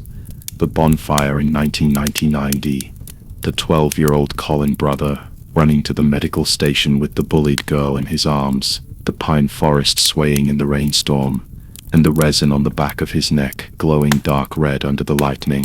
More rocks fell as Colin struck them. His shoulder was scraped and blood mixed with resin dripped onto the cracked gap, like some kind of sacrificial ritual. The suction of the crack was indeed weaker, and Kevin's belt stopped sliding. He gasped and grabbed the rock protrusion beside him. His pale face finally showed some color. "Dr. Hawk, what are you doing?" No time to explain. Irene caught a glimpse of Harry sitting cross-legged in the corner, his skinny fingers drawing strange symbols on the stone. The old man's magic seemed to work. A layer of light green light film floated above the crack, like a piece of silk cloth crumpled by the wind, temporarily stopping the downward trend. She dragged Kevin to the nearest crevice, and suddenly heard Harry curse. No, it's not just a structural problem, but the next second, all the sounds were crushed by even more violent vibrations. A sound similar to bones rubbing against each other came from deep in the passage, and the hair on the back of Irene's neck stood up. It was not the sound of the stone wall cracking, but more like some living thing stretching its limbs. She had just enough time to push Kevin into the crevice when she saw the first tentacle emerge from the crack. The thing was bluish-gray in color, with barbs all over its surface, and a sticky liquid dripping from the tip. It glowed a disgusting green light under the reflection of the resin. "Kevin!" The second tentacle almost brushed past Irene's face, and the third one accurately wrapped around Kevin's right leg. His scream pierced the buzzing sound of the barrier, and he was dragged downward, leaving bloody marks on his palms due to the cracks in the rock. Irene rushed over and grabbed his wrist. The barbs of the tentacles scraped her forearm, causing her to gasp in pain, but she smelled an even more pungent stench.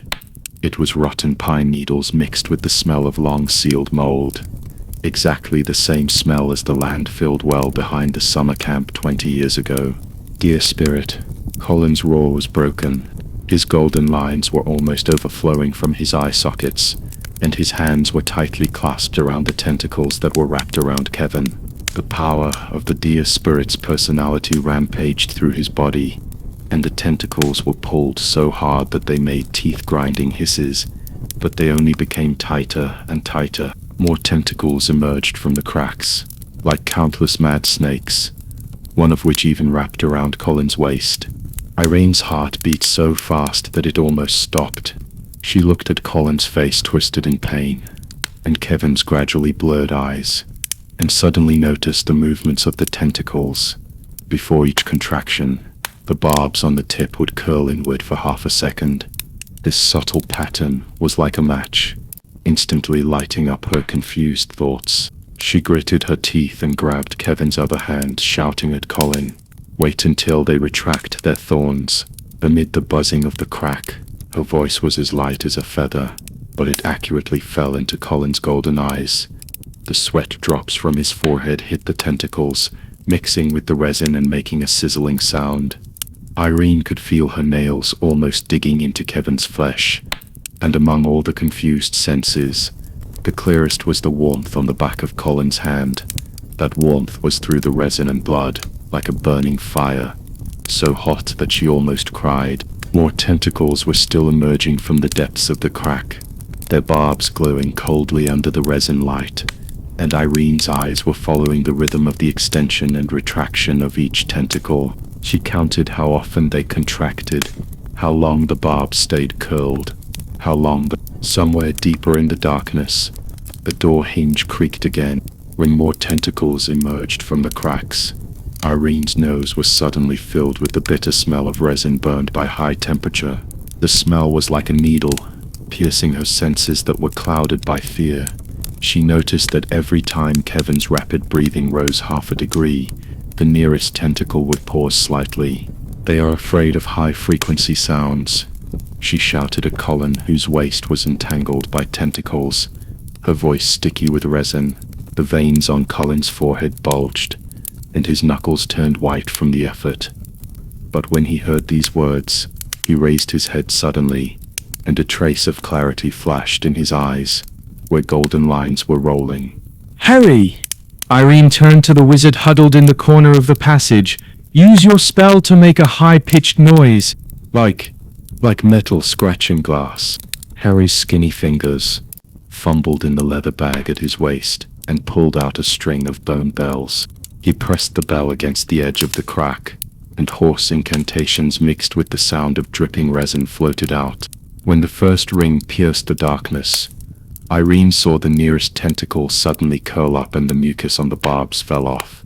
The second ring rose 3 notches, and the tentacles on the entire rock wall began to twitch, like a snake with its tendons and bones pulled out. Colin. Now, Erin's hand that was holding Kevin's wrist was sweating. The muscles in Colin's neck were stretched as tight as iron wire, and there was a burning pain in his waist and abdomen, which were entangled by the tentacles. That was the pain of the deer spirit personality being torn apart from the main body when it woke up. He could hear his other self screaming, "Use the bone knife. Use the bone knife you have hidden in your boot." He made the bone knife from the leg bone of a deer, and the handle was wrapped with a blue ribbon that his brother gave him before he committed suicide. When the blade cut through the tentacles, the rancid green liquid splashed on the back of his hand, but it burned him so much that he smiled. The power of the deer spirit surged up along the blade, and he swung the blade 3 times like chopping off a dead branch, and the tentacles wrapped around Kevin's chest snapped. A broken sob escaped Kevin's throat as he fell into Erin's arms. His shirt was cut by the barbs with more than 10 bloody holes, and the white ribs could be seen in the deepest parts. Irene felt the beating pulse on the side of his neck, and only then did she dare to spare a moment to look at Colin. A wound deep enough to see the bone had appeared on his right shoulder, and blood was flowing down along the resin lines, forming a small dark red pool on the ground. Herbs. Irene suddenly remembered the mint in her backpack. Harry had said 3 days ago, when she had been collecting it on the slope behind a camp, that the juice of this grass could paralyze the nerves of reptiles. She pulled out a half-crushed bag of grass and said, "Harry, need rosin. Quick." The old wizard's fingers were shaking, but he accurately threw the resin block into Irene's open palm. When the 2 scents blended in her palms, Irene's sense of smell was suddenly amplified. A hint of sweetness seeped out of the bitter pine resin, just like the smell of orange blossom perfume on the body of the girl who was always bullied by the bonfire in the summer camp 20 years ago. "Stir it." She stuffed the grass and pine resin into Harry's hands. "Crush it with the back of your bone knife." As the dark green paste took shape in the shell, a teeth-grinding friction sound came from the deepest cracks. The moment Irene looked up, her pupils contracted violently. A tentacle, as thick as a bucket, was squeezing out from the deepest part of the crack, its surface covered with barbs as big as a baby's fist, and each barb was dripping with corrosive mucus. "Irene," Colin's voice rang overhead. She was suddenly pulled into an embrace that smelled of blood and resin, and her back hit the wet rock wall. The giant tentacle brushed past her hair. Its barbs scratched Colin's sleeves and plowed 3 deep grooves on his back. The blood splattered on Irene's face, and the warmth reminded her of the bullying scene she witnessed in her childhood.